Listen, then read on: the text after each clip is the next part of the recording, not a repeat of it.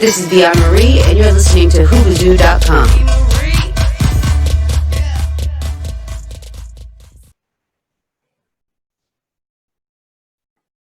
Flex alert. Flex alert. SoCal must be on a flex alert. What's happening, baby? You in the gym now? 2 days? What are you working on? How you doing, Marquise? I don't know whether to hate my daughter's boyfriend or really hate my daughter's boyfriend. Dude uses slang like he's some kind of fucking undercover cop. He kind of dresses like an undercover cop, too. Is he an undercover cop? I'm just gonna say he's an undercover cop. That's gonna make me feel better about everything.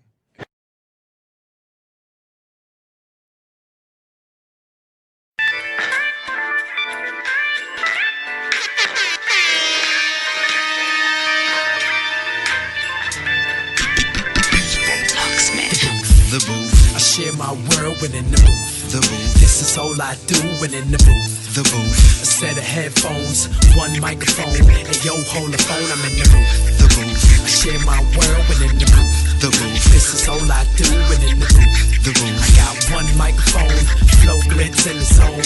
Yeah, I'm the load me up, lock me in. I don't care, box me in, cause the booth got me in this brand new zone. Plug me in, turn it up, blitz gon' burn it up. Might start melting down the soundproof phone.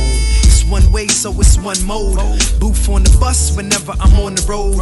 Lock in for days and anything goes. It's been 7 days, the same clothes. Still flowing for them dudes sitting outside on the blocks in the booth, but I'm spitting outside of the box. I know where the digits at, where the lyrics at. I ain't never losing, so I ain't gotta get it back. Got commercial music, but I still know how to spit it rap. I'm like the trees on my boots, I grew from the roots.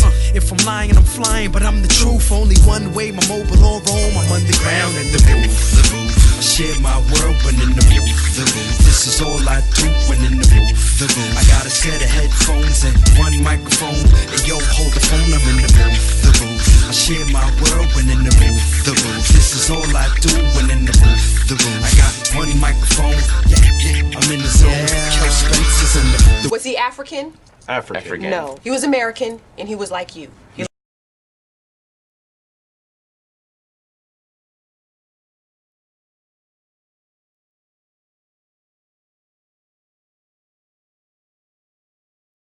Boys, Sinister One broadcasting live from the City of Champions. You are listening to The Booth. I'm here with my guys, Ken Diesel, R Squared. You see R Squared up there to the left. Ken Diesel's down below. I'm going to let them guys say hello before I get into the introductions of my sponsors and things like that. We'll start at Robert R Squared. Go first, man. Hey, hello, everybody. Great to be back on The Booth tonight. Looking forward to a good show. Ken Diesel? Ditto what Rob said. It is great to be back. I hope everyone is doing relatively okay or as good as they can do during this COVID crisis. Be safe, friends. We're going to have a great show. And we got a great show tonight. I got a guest from last week that I have to thank, Seanna Crawford from MOAR Recovery.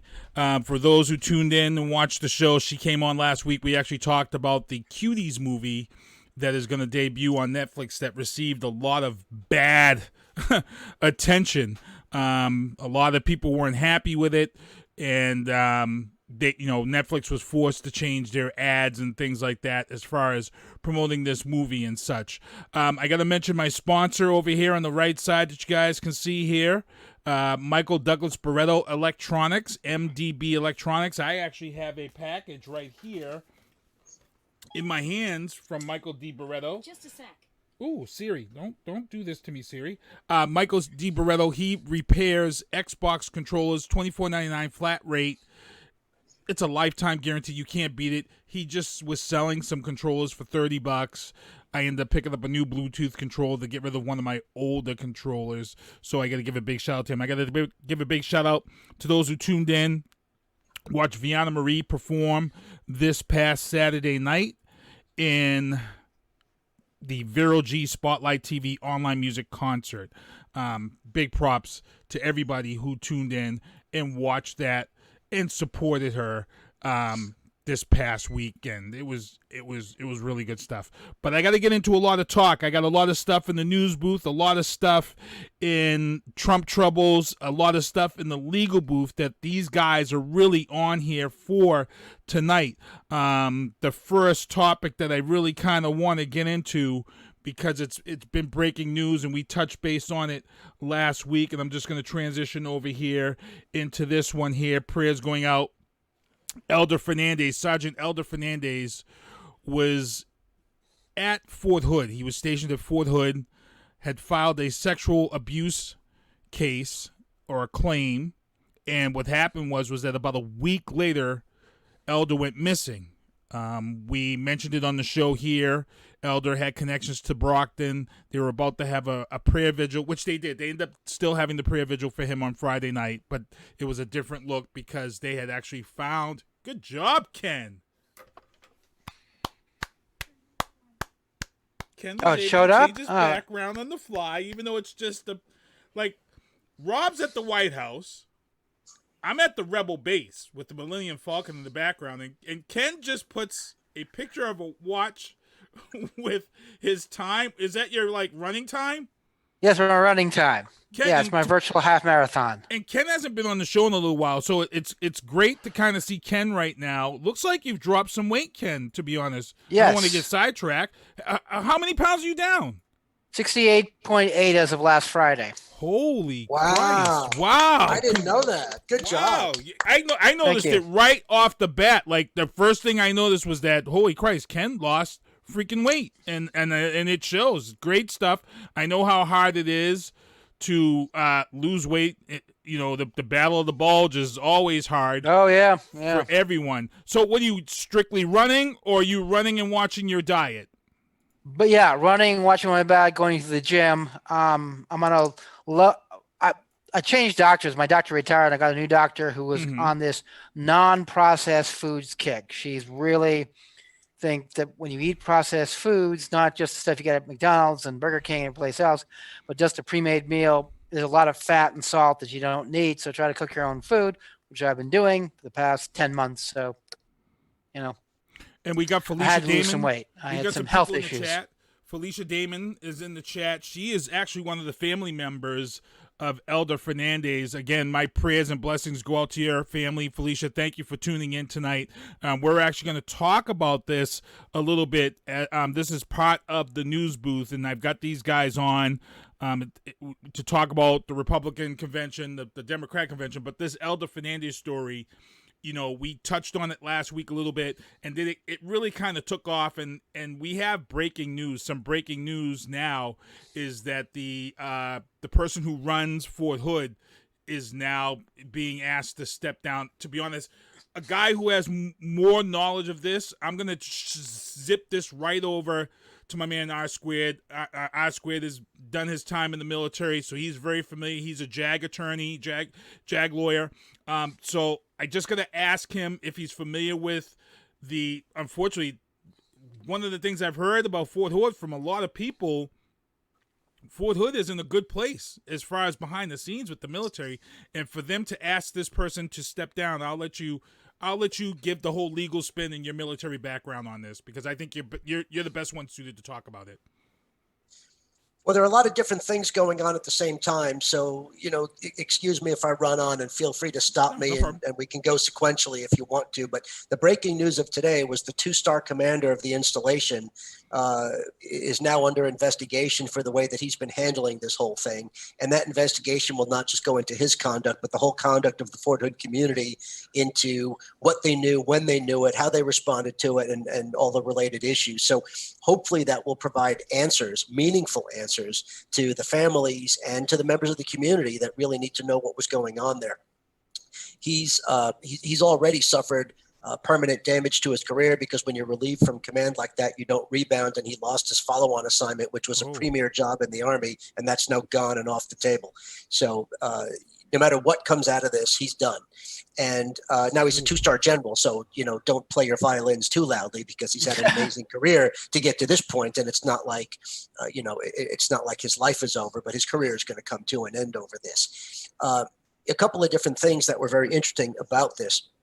First, you've got a confluence of different issues that were going on at the same time. So first, you had a few of the soldiers at issue here. First of all, it's always a tragedy when a soldier dies, especially in combat. But then it can be even more tragic when it's unnecessary like this, when somebody may have been murdered, when there were some suicides, when there's all kinds of unnecessary things like this. It's hard enough in a combat environment.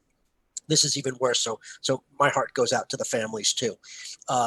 But what's interesting is that there are a couple things going on. You had a few of the soldiers who were involved in this, a few of the deaths, were involved in some kind of sexual assault investigation. It doesn't necessarily mean that all of them were victims of a rape, but it means that they were all either victims or witnesses in some impropriety, because sexual assault includes a lot of different things. So don't make assumptions about what it may have meant to each of them.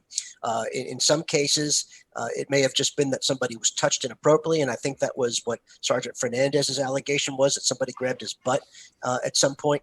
And thanks, Ken. You could change that. And I'm going two-fisted in that picture. That's not a good one. But so you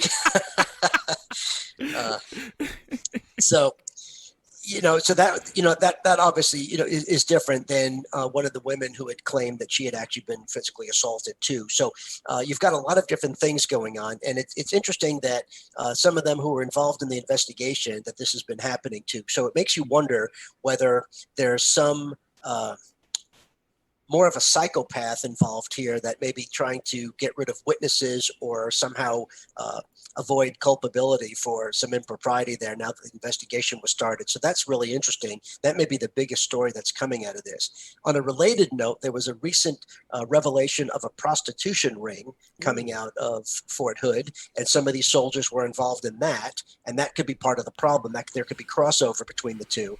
And so there are a lot of different issues. And let me just say this about Fort Hood.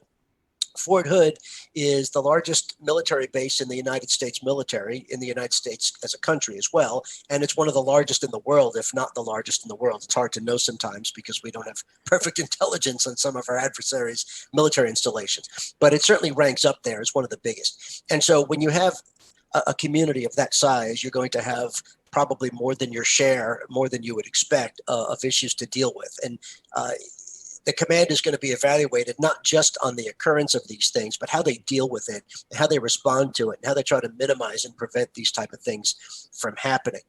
Fort Hood also, people think of these large military installations as being in the middle of nowhere. And Killeen, Texas is not a thriving metropolis as you would imagine, but it's not that far from some major urban areas. It's not that far from Austin. It's not that far from Dallas.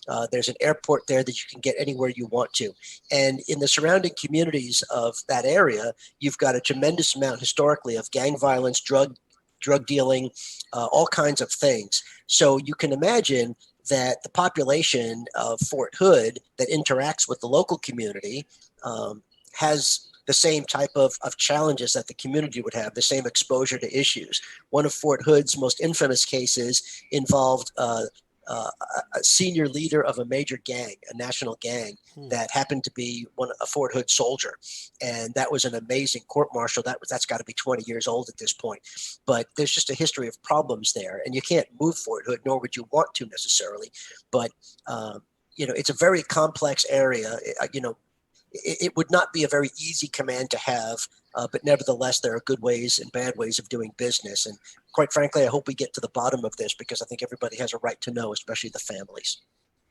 Anything you want to add to that, Ken? Because this is a very unique legal case. And like I said, I turned this over to Osquith first because, like I said, he's a JAG officer, JAG attorney, retired. But, he's dealt with these crazy behind-the-scenes military-type cases. But you're also a defense attorney, so I want to kind of get your spin on it, too.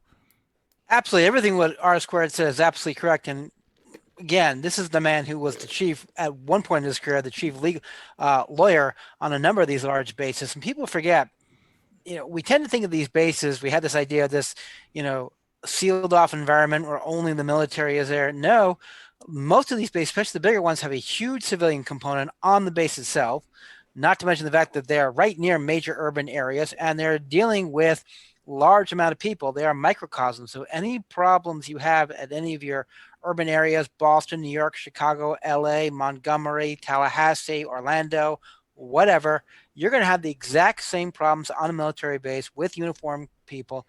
Add into the fact that you have a huge amount of younger people, say under 30. Most of them are away from home for the very first time, and they're under incredibly high stress jobs. I don't think there's any job, I think Rob will back me up, in the military that is not high stress, especially now between the war on terrorism, the mission tempo, I think it's called, Rob, and the fact and the fact that we currently have, we're dealing with a pandemic, which, the military, unfortunately, they don't get days off. I mean, they're having a pandemic. Guess what? They still got to show up for work.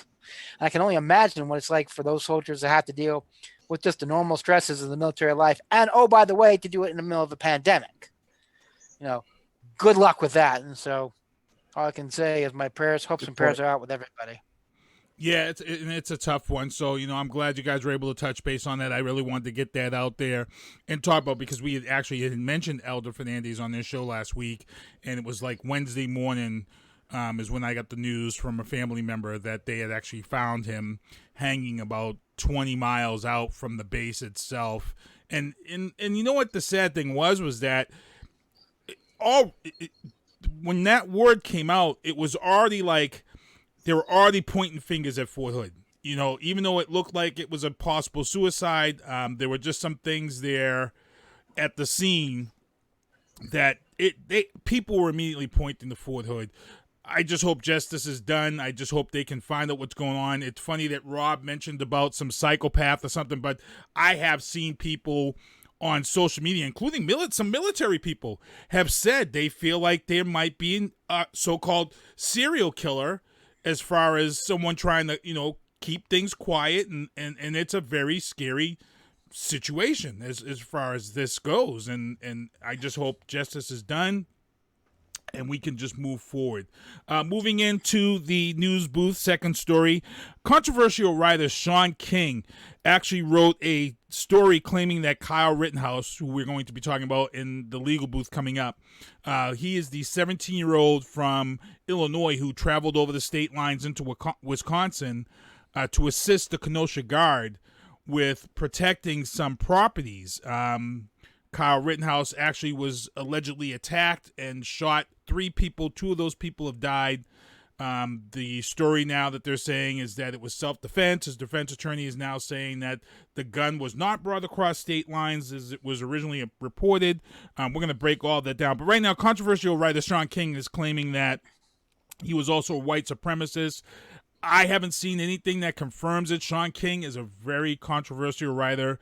I'm hoping that he's not. I think he was, in my opinion, I think Kyle Rittenhouse, first of all, might have a little bit of issues with something going on mentally. He's one of these kids that had been wanting to be a police officer for a very, very, very long time. He was involved with everything since he was little. The question here is will the truth come out if the gun was really brought over state lines? If not, if he was given that gun when he arrived in Wisconsin, then there was no laws violated. He is 17. He's allowed to be given a gun by a resident of Wisconsin. The problem here is that everybody involved in this whole tragic shooting were all there after the curfew. None of those people should have been there. And this whole case is ugly. It's going to set a precedent. So heading into the legal booth and getting these guys involved, Kyle Rittenhouse, of course, is the 17-year-old young man who his mom actually brought him over to see, to be involved with this Kenosha Guard. There were some videos that were given all over the internet from all different angles. And again, he's carrying the AR-15, which has been the thorn in the NRA's side for many, many years. The AR-15 has been the subject of almost 80% of the mass shootings, the AR-15. So it doesn't surprise me that this rifle, this long gun, is part of this conversation. The question that we have here, and that sparked a huge debate about race and gun control, even though that 2 of the people killed by Kyle Rittenhouse was white, the issue here that was brought up about race is that back in April, I had a major rant, And I had these guys actually come on the show to break this down. We had talked about the hashtag double standard in regards to the white militias who had showed up to Michigan who were upset at being in a lockdown. And the conversation we had here was that if these were black males exercising their right, they would have found some way to not let this happen. And our fear was getting to this point where we are at now, where you have this crazy double standard where you allow something to happen here, but you don't allow it to happen here. And in this situation where you watch these videos from Kyle Rittenhouse, and I kind of blame the Kenosha Police Department because they kind of gave Kyle Rittenhouse and the people he was with in the Kenosha Guard power, so to say. They gave them water.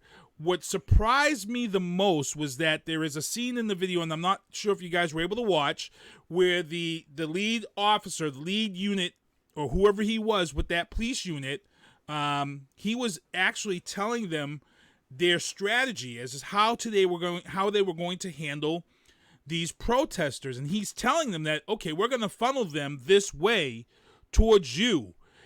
And I felt like, wow, he's a civilian in a militia. I get it. Let them do the property thing. Let them protect the property. But I think when you start to get a kid like this involved, and I don't think they had any idea that he was 17, or I think they would have not have given him as much information. But I think by giving him that info, I think they gave him the okay in his mind that he could do what he wanted. And unfortunately, we end up in this situation that we end up. I got to get you guys on to talk about this because originally you guys were coming on to talk about the RNC and the DNC. But this whole thing is blown up. There's a lot of legal questions going back and forth. Ken, you're a defense attorney. When you get a high-priced defense attorney like you or someone, is that the first thing you're going to do? You're going to try to find ways to lessen that charge and not allow your client to have that weapon be put in his hands by saying something just like this? I mean, this is what a high-priced attorney has to do, correct? Absolutely. What they're going with is he was operating under call of authority. What they are arguing, and I'll break this down a little later, was that as members of the militia, they were deputized by the police department, and anything they did was they could be deemed to be police officers, and therefore they have qualified immunity. Ken, can you come forward? Can you come forward? You're leaning too far back. We can't see you. Thank you, I apologize. What they're arguing is that he had qualified immunity. And what qualified immunity means is, and this has been very controversial since it came down, was that if a police officer does something while on duty, it's virtually impossible to hold him civilly responsible. He cannot be sued for anything he does in his role as a police department. And also, it's virtually also impossible to give him criminally prosecuted, because the prosecution has got to establish not only did he do the act, not only did he do it was illegal, but that he was done with an intent and malice. That's why it's so difficult to prosecute most police officers in shootings, because the standard is so high. Qualified immunity has been coming under a lot of scrutiny recently. We'll get into that later. But his defense attorney is arguing that no, he's got qualified immunity because he was deputized, and in fact, he was a de facto police officer. And the sheriff is denying that. The sheriff said, "I didn't deputize anybody." That's what the sheriff is saying to cover his butt. But when you watch the video, I'm sorry, I squared. You're a military guy. You know how it works. Do you feel like that they allowed him to be involved in information that he should not have been involved in that video? Or there was clearly impropriety in that. Now, there are a couple of different things that happened. I'd like to start by going back to something you said at the beginning with the white supremacy issue. Mm-hmm. And where that comes from is after this happened, one of his colleagues in the militia, one of Rittenhouse's colleagues in that militia group came forward and was speaking openly about how that's part of their belief system. So that's where that comes from, that this militia group, they all have their own themes, right? They all have their own causes. Yes. Many of them are white supremacists, but not all of them. Many of them are anti-government, but not all of them. So they all have their different focuses that they do. So in this particular case, the colleague in the militia group was the one that was starting this idea that one of their themes was white supremacy, and started the idea that they were there, that they weren't really there to protect property. They were there to try to disrupt the protests. And I'll leave it at that, because there may have been more to it. And Kyle really wasn't connected to this group. He supposedly saw the Facebook post for them asking for help, and he answered that. So have they even connected him to this Kenosha group yet? Because I haven't seen anything solid. Well, that's going to be part of the investigation and part of the decision on charging. So it would be premature to say, but he certainly had some connection in the sense that he knew where to find them and knew how to link up with them. And so that there was some connection, some effort on his part to do that, but that'll have to be part of the investigation to see exactly what that was. But I do want to touch upon the question you asked, which is about the deputization piece. There's no way in hell that the Kenosha Police Department or the county sheriff deputize these people, because there's a process involved in that. There's risk involved in that. And I don't think that any militia group would have passed the necessary background check and other procedures that would be necessary to do it. Now, that being said, it doesn't mean that they were not given the false impression that they were working in partnership with law enforcement. And so I think, and that Ken is exactly right, that that's the theme of this defense, and it very well may be successful. If I was a betting man, and I do like to gamble sometimes, although not on this, but I would think the odds are better than not that he's going to prevail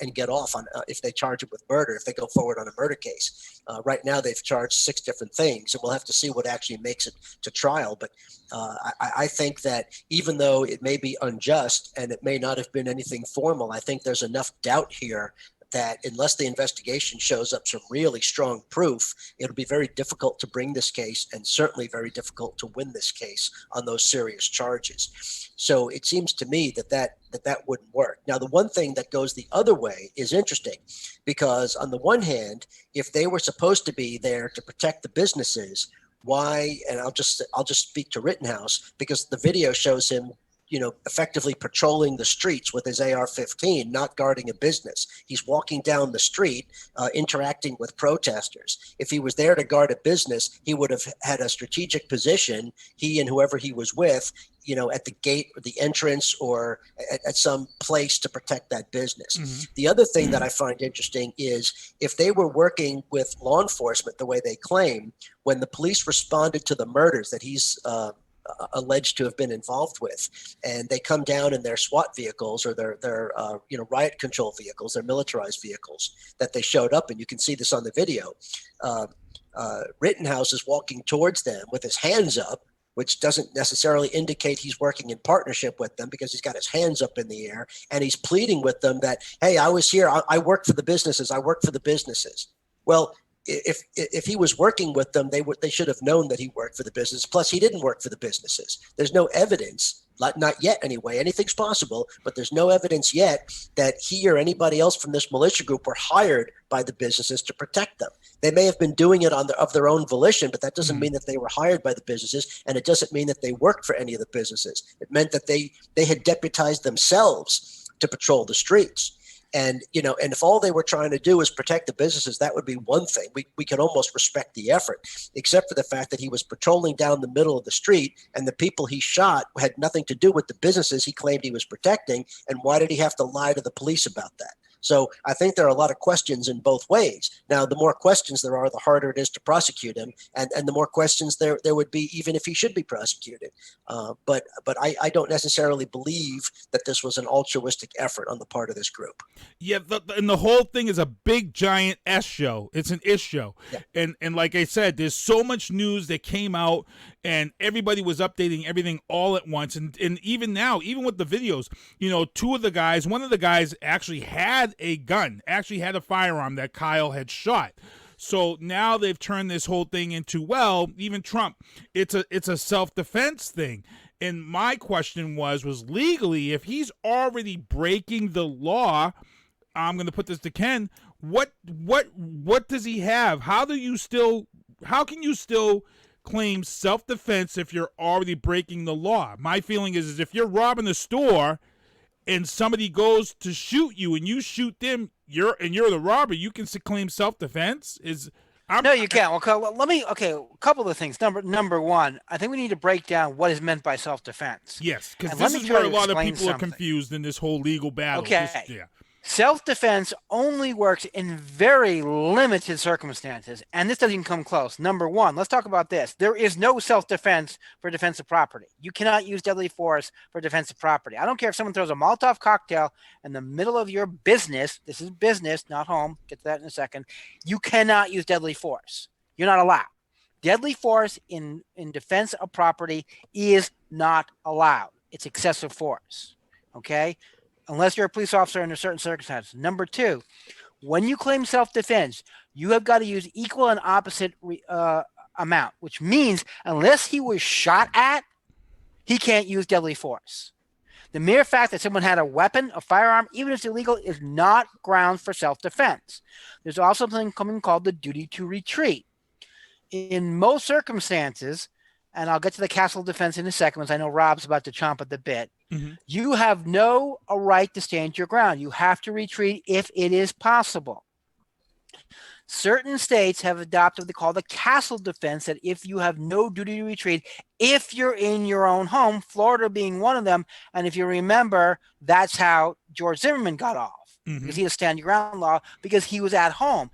That doesn't exist if you're on a public street. You have a duty to retreat. There is no self-defense in this case whatsoever. Not even close. Don't even try it. It won't work because you won't even get the instruction, much less are you going to survive an appeal on it. And also, here's something else that I want to be very, very clear about.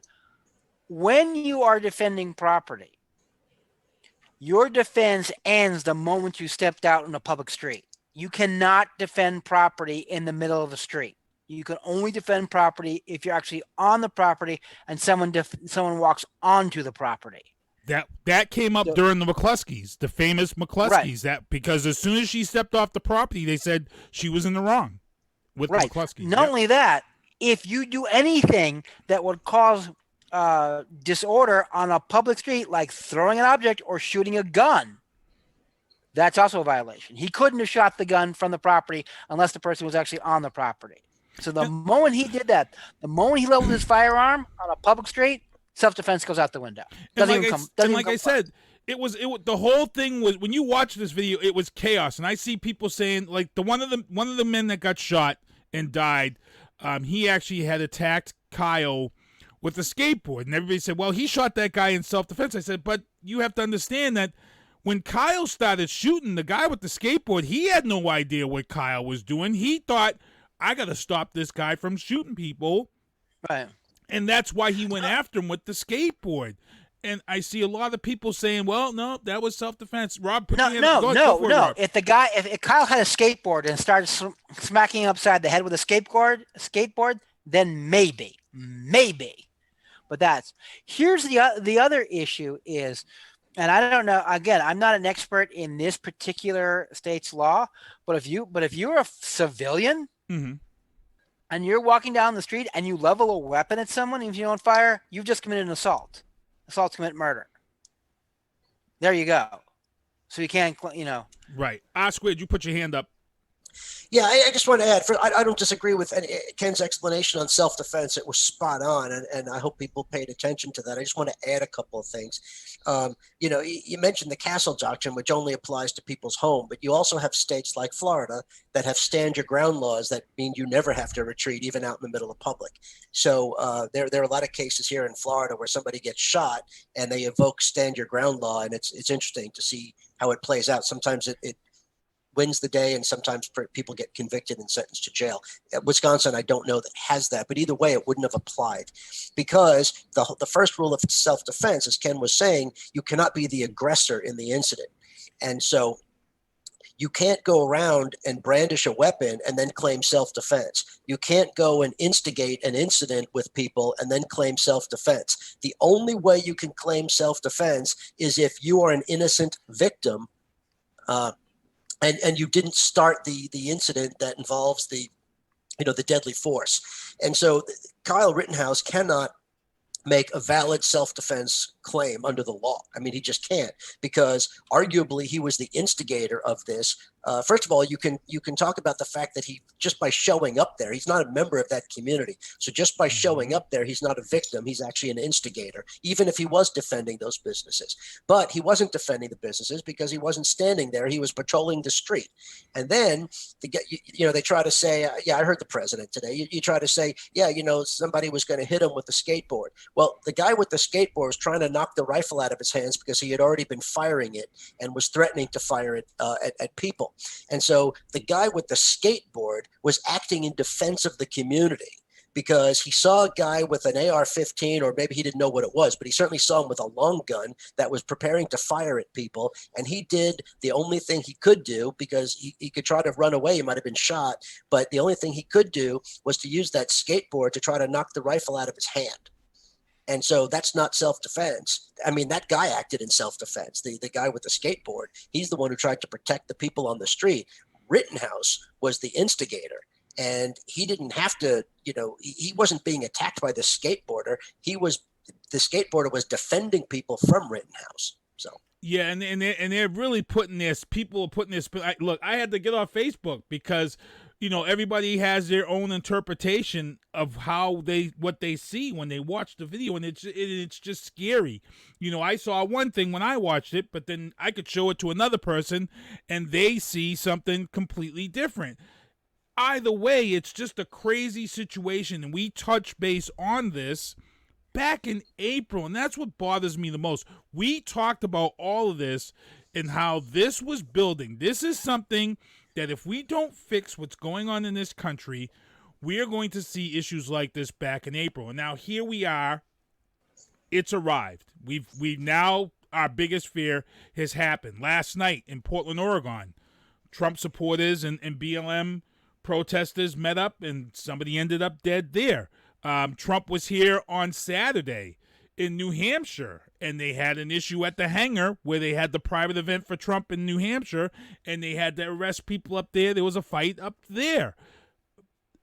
This is where the craziness becomes, and where I say our leadership has done wrong by not leading and allowing people to do these things that they're doing. Again, like I said, everybody who was out there in Kenosha that night, not one person should have been out there. There was a curfew in place.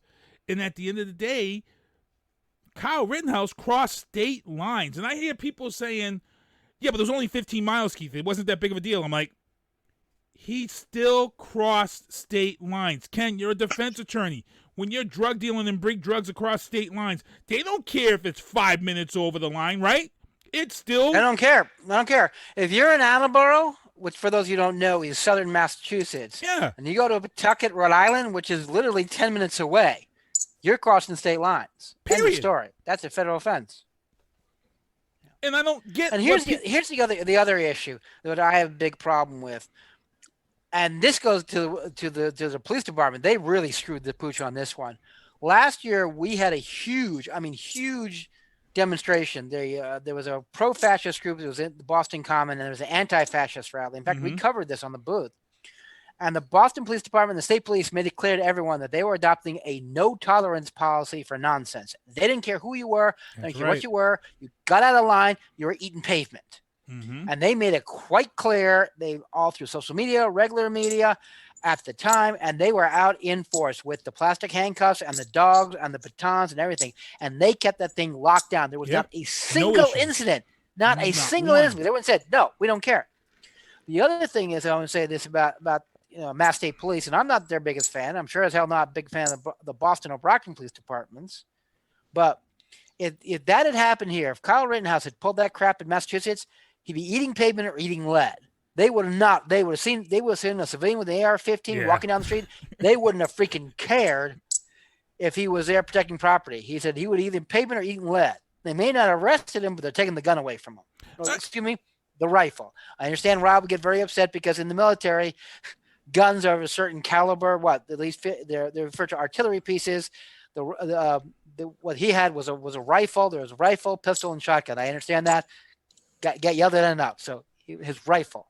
And I gotta ask R Squared this, because this is what boggled me the most about this video and why I have questions in regards to the Kenosha Police Department. And I have, to be honest, in my opinion, I think Kyle Rittenhouse is probably going to get off on the murder charges, number one. But he will answer for something. I have a feeling in my mind, in my opinion, I think this is going to fall on the police department. I think Kenosha is going to take this hit. I think they're going to take a civil suit when all this is said and done and when everything comes out, because if they did deputize, if they find out that they did deputize this militia, even though the sheriff was really quick to say, I never deputized, if they find out, I think they're on the hook for a civil suit. No, they're not. That's what I said before about qualified immunity. No, if they the police deputize department. The police department. Total immunity. It's total immunity. The police can gun down civilians and not be sued civilly. No, I mean for the actions of Kyle. Nope. So nope. Kyle, no. Qualified immunity. I gotta ask R Squid. You're in the military, and you're so say like if this wasn't the police, and you're in the National Guard, and you're coming down this street, and you're in that APV, and Kyle Rittenhouse is walking towards you, hands up, AR-15 slung by his side. Do you stop and secure him and zip tie his wrists until you figure? Or do you let him walk? Like, they let him. This is what I don't understand about that whole situation. I'm like, he walked past 2 police APVs, and he walked right up to a cruiser, and the officer in the cruiser told him to move on. Kyle ends up going all the way back to Illinois. Yeah, there were 2 problems with the way that law enforcement handled this, and I do think that they risk some exposure, which is why they're trying to cover their butts right now. Mm-hmm. I don't believe that they formally deputized them for the reasons that I said moments ago. However, I think they did something wrong and outside of their authority by faking the deputization in the sense of they said that they were going to cooperate with them or coordinate with them. So they didn't deputize them. They may have given them the false impression that they had authority to act. And I think that might expose the police department because there is no such authority that they gave them, and they were negligent in the way they did it. And so I think there's at least the potential for a case. It would be very hard to make for the reasons that Ken laid out with the qualified immunity. But I think if you can show that they improperly gave these people or implied that these people had authority and allowed them to act this way, I think that there's a risk of some liability. We'll have to see. And it may be that the case gets settled to prevent it from becoming a precedent or even a worse finding. So I don't know. The other thing that you just mentioned is, why didn't they stop him? And so, I teach all this stuff in class, and my students ask about this, and we've been having discussions about the Blake case and the responses and Kyle Rittenhouse pretty much all week, going back to last week and this week. It's been very interesting to get all their perspectives on this. But that's what they all want to know is, why was he allowed to just walk around that way? And I said, listen, we don't know because we don't have access to the information about what law enforcement was saying to each other. What we do know is this. We know that they were responding to shots fired, to people having been shot, and it may have been that their priority was finding those 3 people that they were told were shot and lying in the street. And it may have been that they were just focused on trying to find those people to render aid and maybe stop an active shooter. And they may have foolishly just ignored Kyle Rittenhouse as the shooter because they were focused on something that they assumed was a bigger situation. That doesn't excuse them. I'm just trying to understand how they could drive by and tell him to move on. It may be that they were negligent in looking for something different than what it really was. The other thing, it would just be more of a direct fault. I'll stop in a second, Ken. The other thing that would be more of a direct fault is what they should have done was maybe have somebody go forward or even 2 vehicles go forward, but they had enough vehicles. One of them should have stopped Kyle Rittenhouse or anybody else that was walking down the street with an AR-15 or an assault rifle, and they should have stopped and asked questions, and they should have detained him for questioning. Even if they didn't know exactly what he was doing, he was clearly there. He was clearly involved in some way. He had his hands raised, and he claimed he was working for the businesses, yet he wasn't at the businesses. So there was enough suspicion there to detain him for questioning. So the fact that they just let him walk away, in my part, was wrong. was wrong, and I think that they're going to pay a price for that. It was malfeasance, Yeah. it was negligence. Who knows what you want to call it? It's premature, but I think when the investigation is done, there's going to be a lot of fault to go around in the law enforcement response with reference to Kyle Rittenhouse. Yeah, that's my feeling. Ken. Well, it's interesting. Resnick raised that point, but I have gone to a number of seminars because of my leadership position in my synagogue on how the Mass State Police and other police agencies react to active shooter situations. And one of the things they always tell us is, if you are involved in an active shooter and you're a victim, the first thing you want to do is make sure the cops don't confuse you with the shooter, because they are trained to look for the weapons. If they see you with the weapon, they're shooting first, asking questions later. And they said, if you're in there, the one thing you want to do is walk out with their hands on top of your head, because that's what they're trained to do. If they see that, they're going to say, hey, that's the person who went to lecture. He's following our instructions. We know he's not the active shooter. The standard is anybody in an active shooter area who has a weapon is deemed to be a target unless you are known to police otherwise. Why? That's exactly what they violated the standard. There's the National Association of Chiefs of Police. There's also a number of protocols they've worked out with active shooters, and they violated every single one of them. Yep, exactly. This idea where they were no, if he's in an active shooter situation with a weapon, he's assumed to be a participant unless proven elsewise. Now, it doesn't mean they use deadly force, but they should have dropped, as I said before, eating pavement or eating lead. That's exactly right. That's why I said they're going to be found to have been at fault. But the problem is, again, with qualified immunity, no, they can't. It doesn't mean. I'm talking about the finding. I'm not talking about the lawsuit. I'm talking about the finding against them from the investigation. Oh, yeah. The finding investigation, yeah. I think the entire leadership of that police department needs to be fired immediately for no other reason than simple plain incompetence. You just are idiots. You clearly didn't know what you were doing. You should be fired because you're incompetent, because it should have never gotten that far. Also, and this is what I've been talking to a lot of people, a lot of defense attorneys that I know, and some of them, some relatives I have in the Midwest. There is a feeling among a lot of the Midwestern police departments, not in the coast, ironically, that they feel they're under siege from all these BLM and all the groups. Mm-hmm. And they feel that, their point of view is that anybody who's helping them is on their side. And they just don't care. They do not believe that these right wingers are going to shoot police officers. So they have no problem with it. The difference between people on the coast and people in the South who had to deal with these issues, deal with urban unrest, they've had to deal with it and deal with protocols. The Midwest never had to deal with it. I think they're 30 years too late. The stuff that they dealt with, more 30 years, I would say 50 years ago in the 60s, the Midwestern police departments didn't have to deal with it. So they're using a playbook out of the 1950s as opposed to the 1980s. I think that's the problem. That's what you're going to see change right now. And I think really a lot of people are going to lose jobs. And I hope a lot of people get sued and a lot of people go to jail, because this is going to get worse. Because I think what this showed, and this is the problem that I've been talking to a lot of people, are a lot of people no longer believe the police are neutral. They believe that they're helping these right wingers, and they said, okay, fine. If you're going to do that, then you're a target too. And police is now going to have it from all sides. And that's the danger of the police departments. When they lose that shield of being neutrals or being people that, we may dislike them, but we don't touch cops. You lose that. Cops get outnumbered 10-1. They're going to find they're going to have a bad day. Yeah.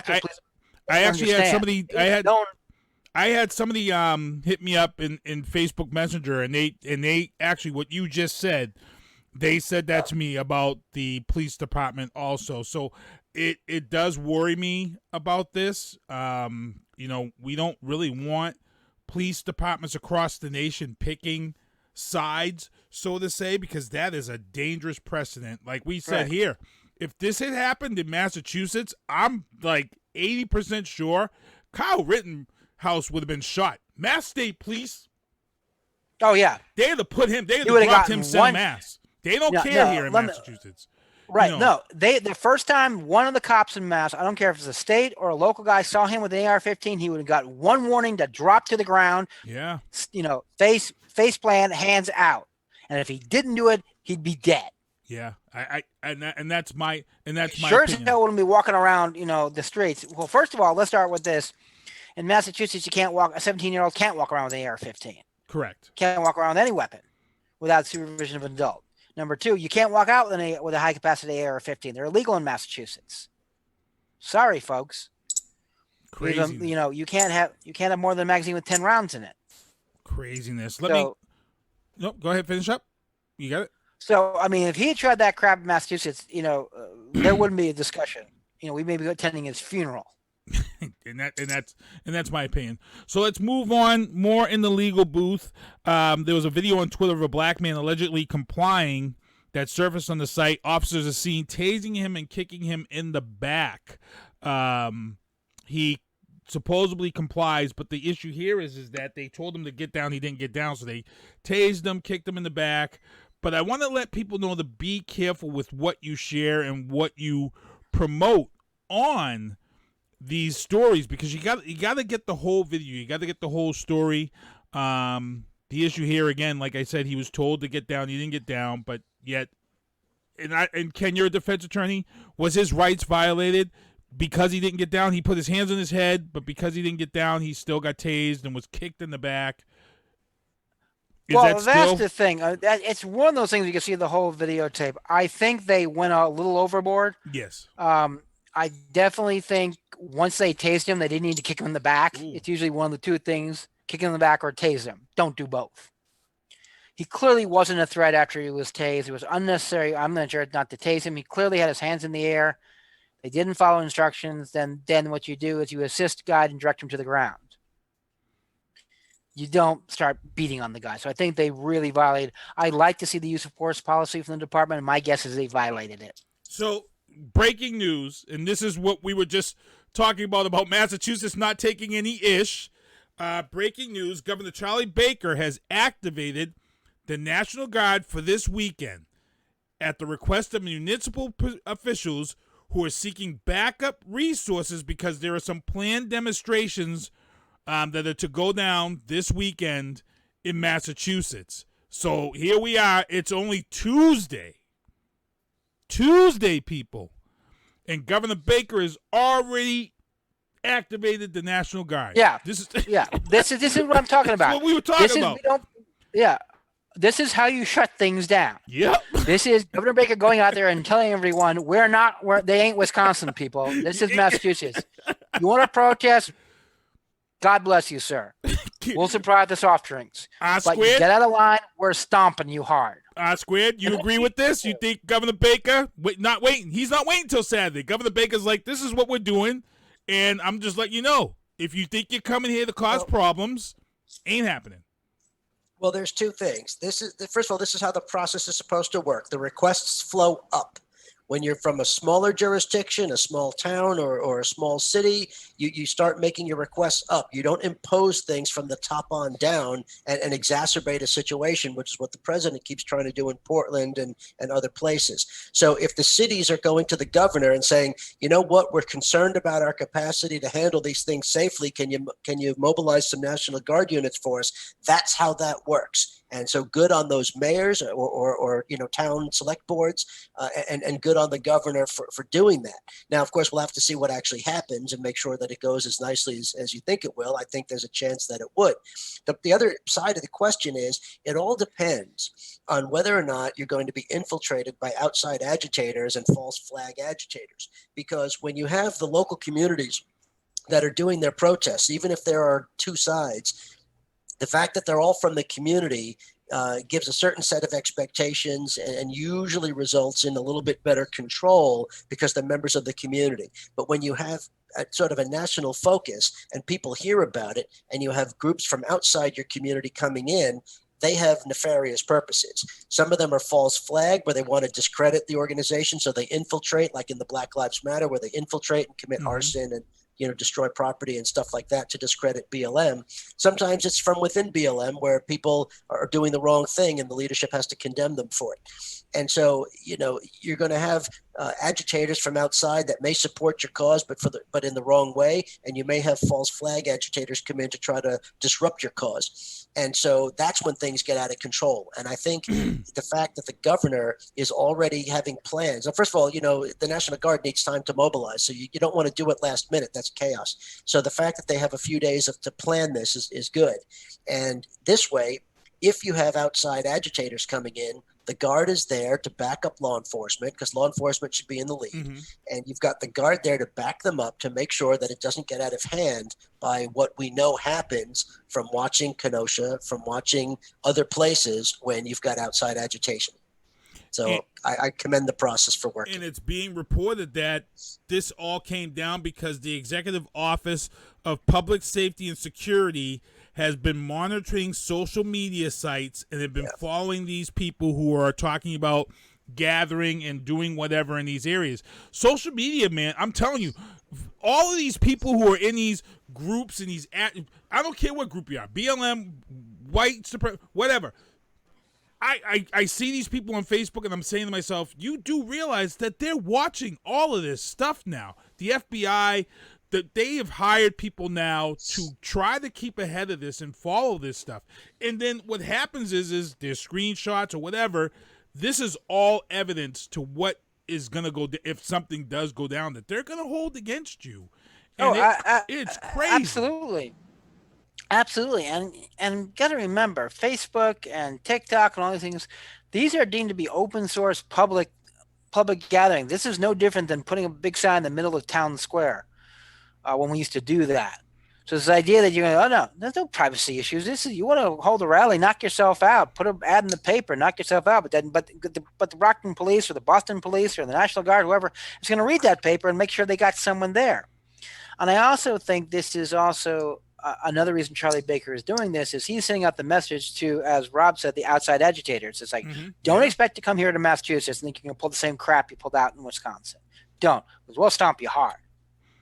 And I think that's a good idea. I think, again, I commend Rob for saying it. This is the way the request should go. They should go from the lower level to the state and maybe the federal if necessary. And that's one of the biggest problems I have with Trump, because remember, Trump sent troops out to Portland and other places. They didn't want them.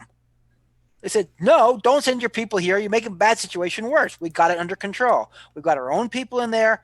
We're locals dealing with locals. And that's a big difference. When you're, as Rob said, when you're dealing with people in a community, even a greater community like the greater Boston area, whatever, there's a tendency to be a little more behaved because you're dealing with people you know every day or you see every day or may see down the road.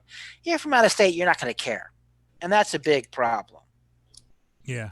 And like I said, I commend Governor Baker. It was funny we just talked about, and it just came across my phone as breaking news. And like we said, they're not going to put up with it. Massachusetts has had a long experience, not always good, with mass demonstrations. So they've gotten good at it. Say what you want about the Mass Executive and the Executive Office of Public Safety. They've had a lot of experience with mass demonstrations. Some of it good, some of it not so great. Well, I'll tell you this. When Governor Baker was first elected, I wasn't really that big of a fan of Governor Baker. And right now, Governor Baker's been getting beat up by a lot of people for stuff that he doesn't deserve. But the way that Governor Baker has handled COVID-19 and the way they've handled the lockdown, the reopening and stuff, and now how he's handling these protesters and things like that, when the election comes around, a lot of people are out there saying, oh, I'm voting him out. How do you vote this guy out? This guy has been doing what's right. They kept us locked down longer than a lot of these other states. Our numbers were better than a lot of these other states towards the end, just like we felt. This is what our governor needs to do. You follow social media. You think trouble's coming in.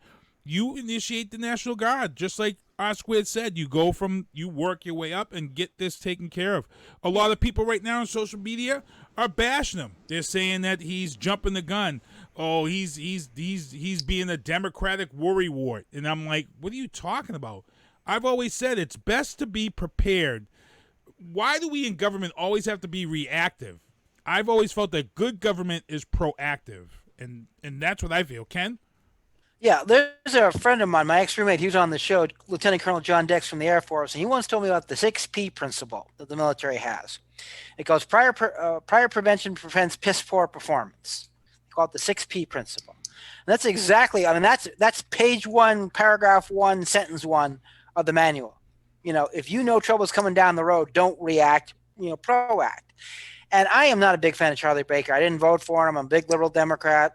A lot of you know that. This is not be a surprise, and I'm not a big Charlie Baker fan. However, give the man props. When it came down to crunch time for him to make some hard decisions and unpopular decisions, the man showed some leadership. And Governor Baker, tip of the hat to you, sir. You took the hard path, and I think you were right. Not you may pay for the polls, but at least for me, you got my personal appreciation. And I'm a liberal Democrat who doesn't like you. So. That's big coming from Ken people. I know Ken personally. I know what Ken has done here as far as elections and stuff. And to have Ken even tip his hat to Governor Baker, that speaks a lot of volumes, people. And this guy has done a hell of a job. You know, when he locked this state down, I agreed with him. We were headed in a bad place, and he had to lock it down. And, R Squared is down in Florida. He'll tell you.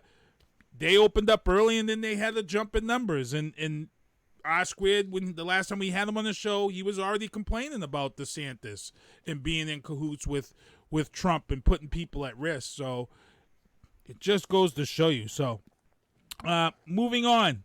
Let's head into the entertainment booth real quick. This past weekend, actor Chadwick Boseman, who played Jackie Robinson, Thurgood Marshall, but he was best known for his role in the Marvel Comics film Black Panther, which was an iconic film. That movie was loved by people of all races. That's one of the biggest things about this film. It wasn't just, yes, it was it was entirely black cast, but that movie was loved by people of all races. Chadwick Boseman acted his butt off, and when this story came out, no one knew, and there's a lot of people who deserve props. First of all, Chadwick Boseman had colon cancer before he even filmed Black Panther. The fact that he filmed all these movies while battling cancer, colon cancer, is number one, props. Number one. Number two, I got to give props to Chadwick Boseman's family. Chadwick Boseman was one of the biggest up-and-coming actors right now. And not one person close to him and his family leaked anything to a TMZ or to a Sun. And that just goes to show you the respect that his own family had for him in this day and time where we see so many family members sell out each other so they can get paid from these stupid rumor mags. And then today, the latest story is that Chadwick Boseman actually married his girlfriend. She was his fiancée for 3 months. So obviously Chadwick knew that he was going to pass away. And Chadwick knew what was happening to him.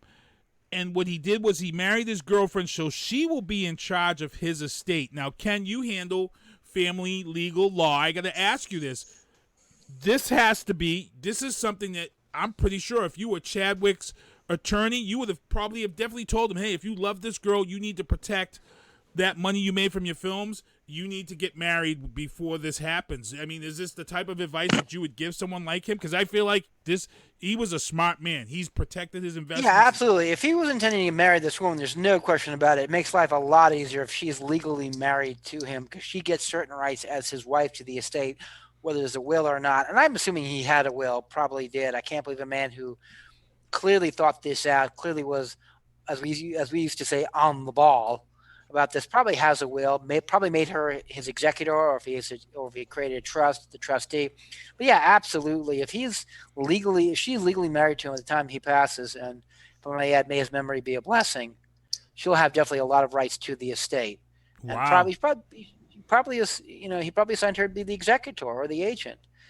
If I may, what's one thing about Black Panther, I think one of the reasons the film was received so well across a lot of genres was multicultural, and I have this problem. I'm a huge comic book fan. I love comic books. Okay, it's one of my dirty little secrets. One of my problems with a lot of comic movies is they dumb them down. I had a big problem with some of the Marvel movies, especially the Civil War one, because if you read the Civil War comic book, it was really, really complicated. It was very political. Almost you could do a PhD thesis on it, and they dumbed it down to no end. And I hate when they do that.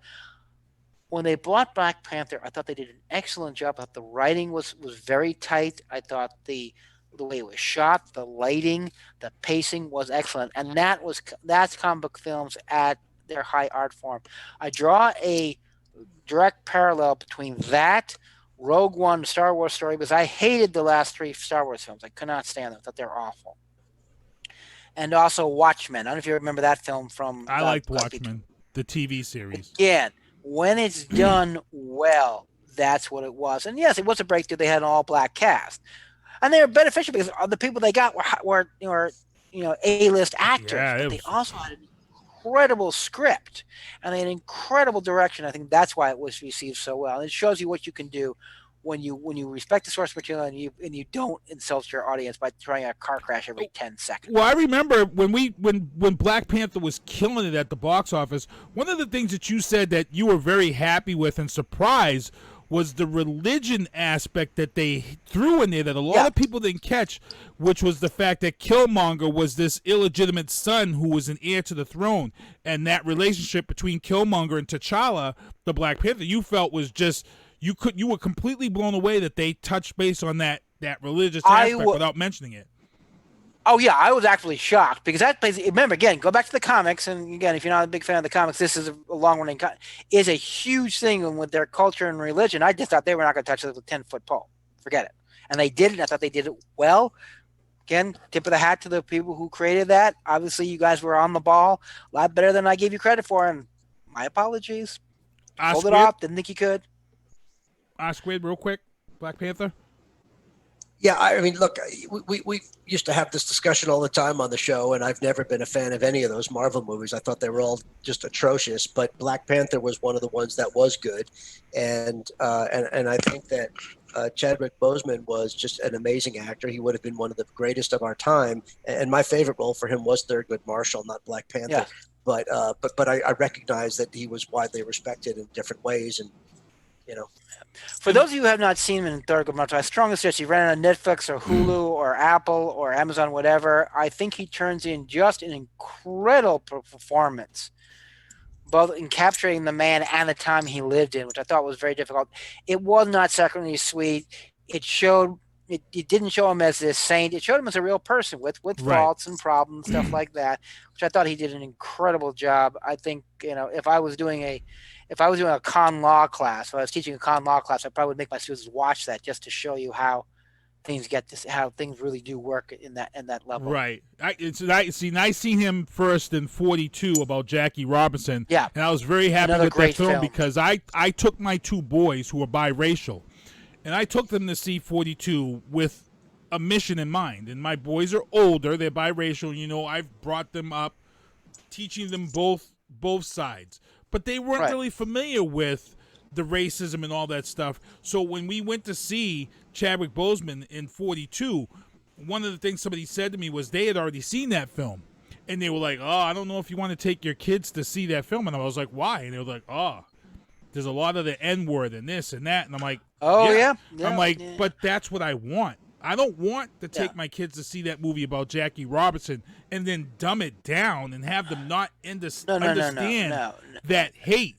And Chadwick Boseman played that character well, and the movie was written in a way where they were able to show that hate, that ignorance. And like I said, the one scene that was just amazing in 42 was the young white child in the stands. He's there with a ball, looking to get it autographed, and I believe in that film it looked like they wanted him to get that ball signed by Jackie Robinson, yet his father's in the stands and he's yelling the N-word over and over, and then the son yells the same thing, and that's a very powerful scene. And I was so glad that my kids were able to see that. And it's funny, my parents grew up in Brooklyn the time Jackie Robinson played. And I talked with my father about that, and he says, believe it or not, this was his quote. He was a big Brooklyn Dodger fan, big Jackie Robinson fan. He said they thought they saw a lot of that film, they soft pedaled it. He said, you think it was bad? No, that was nearly as bad as it really was. Really? Because they were throwing things. They used to throw things at him from the stands. The Brooklyn Dodgers actually had a higher security. They were the first, interesting trivia, they were the first Major League Baseball team to have a permanent security force in the stands to prevent people throwing objects on the field because of that. Wow. And he said, yeah. And it's like he grew up in Brooklyn at that time, and there was a huge divide among the Brooklyn fans. Because I've got to remember back then, baseball was not the sport it was today. It was a working man's sport. That's it was right. basically the equivalent of MMA today. You didn't have a lot of rich people going to baseball games. Rich people went to polo.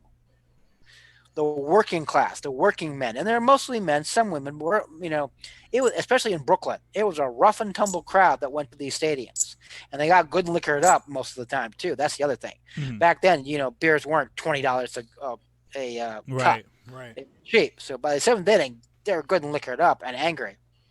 And, it was like when Jackie Robinson came up, there were, a lot of people in the stands who were more than happy to lynch him. And this was Brooklyn.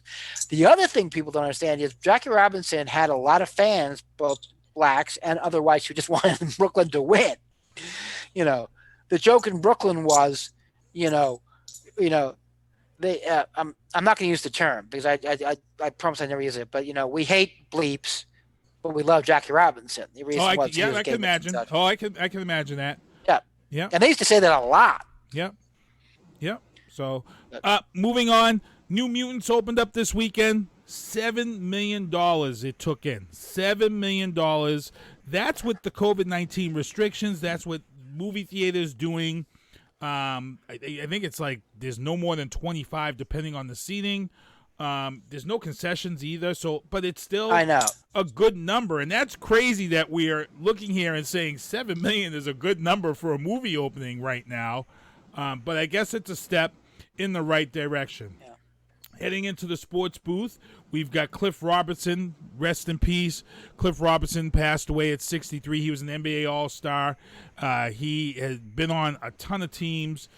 He passed away. Also, in basketball news, this is a tough one. John Thompson, one of the greatest college basketball coaches of all time. He coached Georgetown. He coached Patrick Ewing, a ton of great players come out of Georgetown. He actually played for the Boston Celtics. Man, a great guy.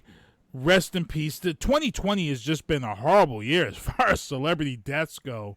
I don't know if you guys want to touch base. It's been a great year otherwise. What about the 120,000 people? There's been not one good thing to come out of 2020 right now.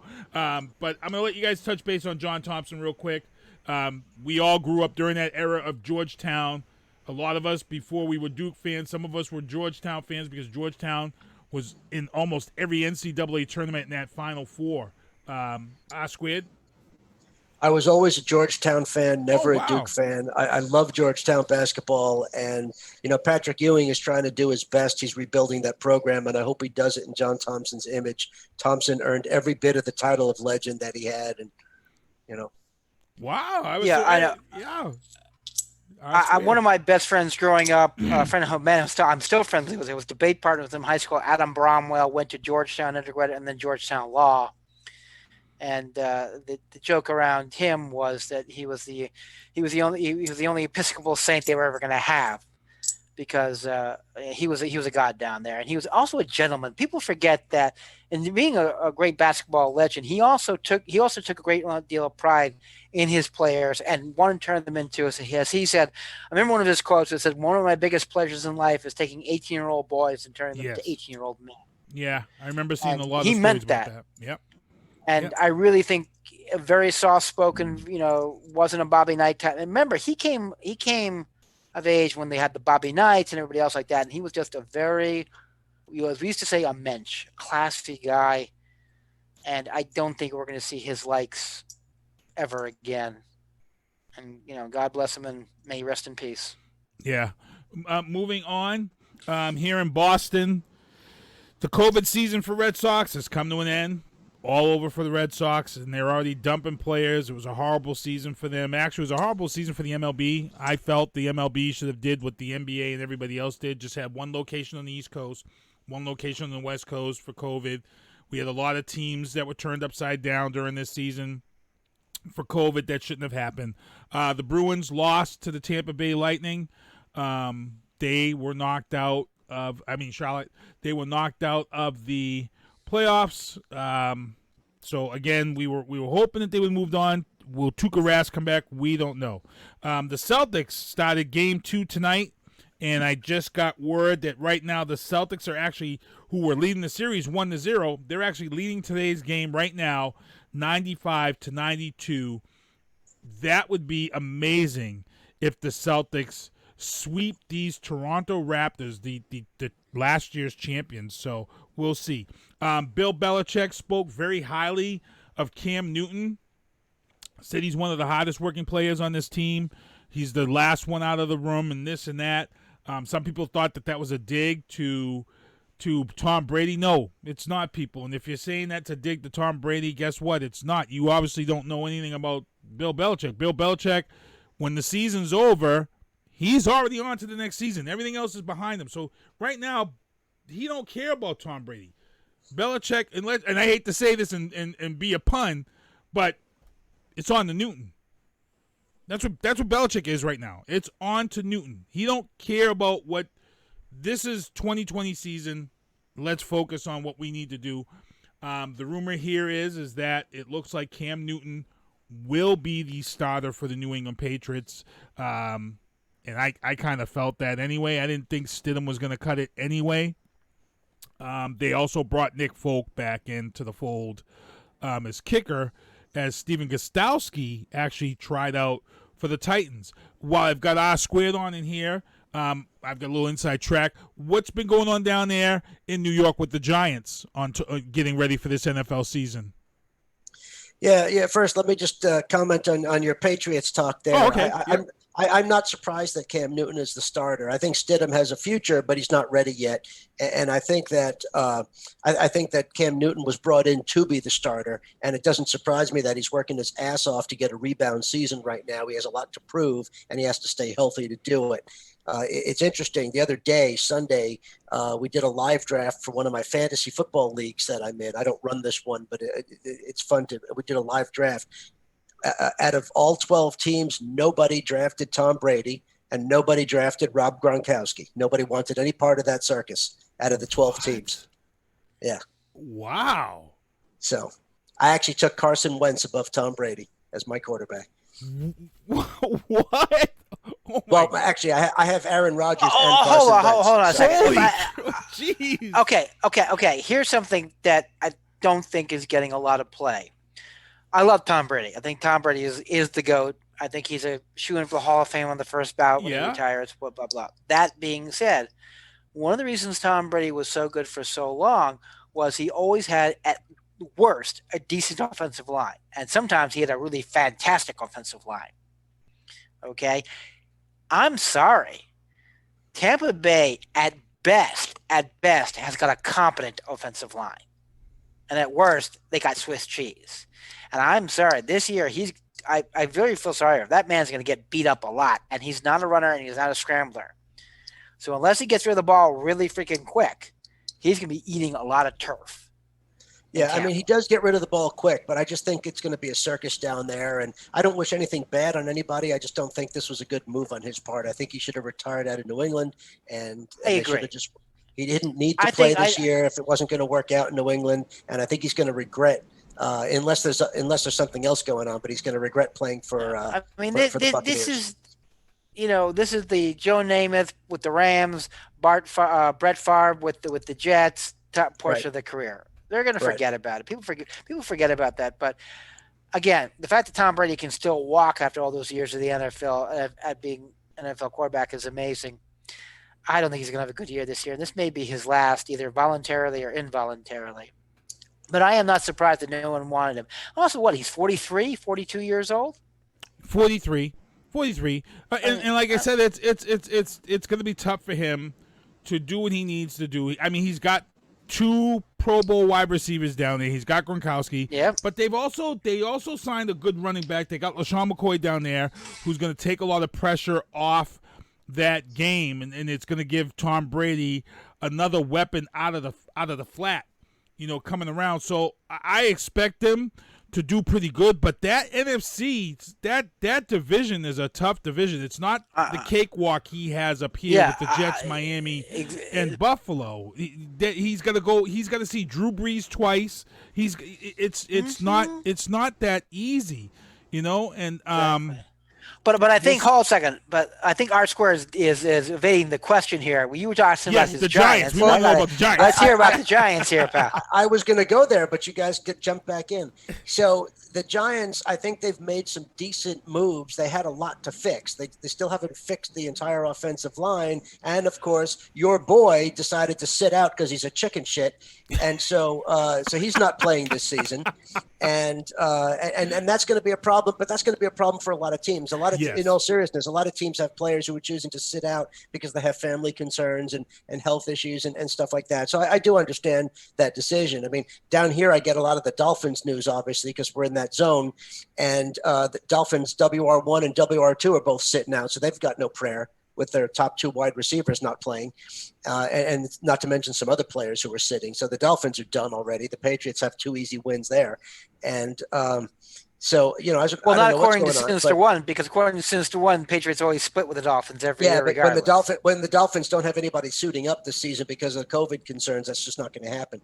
And but anyway, to answer your question with the Giants have some issues this year because they were able to make some moves, but of course they couldn't fix a lot of things, especially when you've got some players then sitting out. You've got an issue with quarterback Jones. I think he was off to a good start. I think he showed tremendous potential. If they could protect him, they've got the wide receiving core to make that an interesting offense. But of course, they've still got problems there. And he's been struggling a little bit because they haven't really been testing. They don't have the preseason games. It's hard to know. So the confidence in him is just a little bit lower than it was last year. He's still the starter, but they're really taking a look at how to be ready if they need to make a change based on how the season starts off for them. Because who knows how many games they're really going to play and that type of thing. And then on defense, they made some moves. They just signed, was it a safety? I think they just picked up a safety that was released by somebody.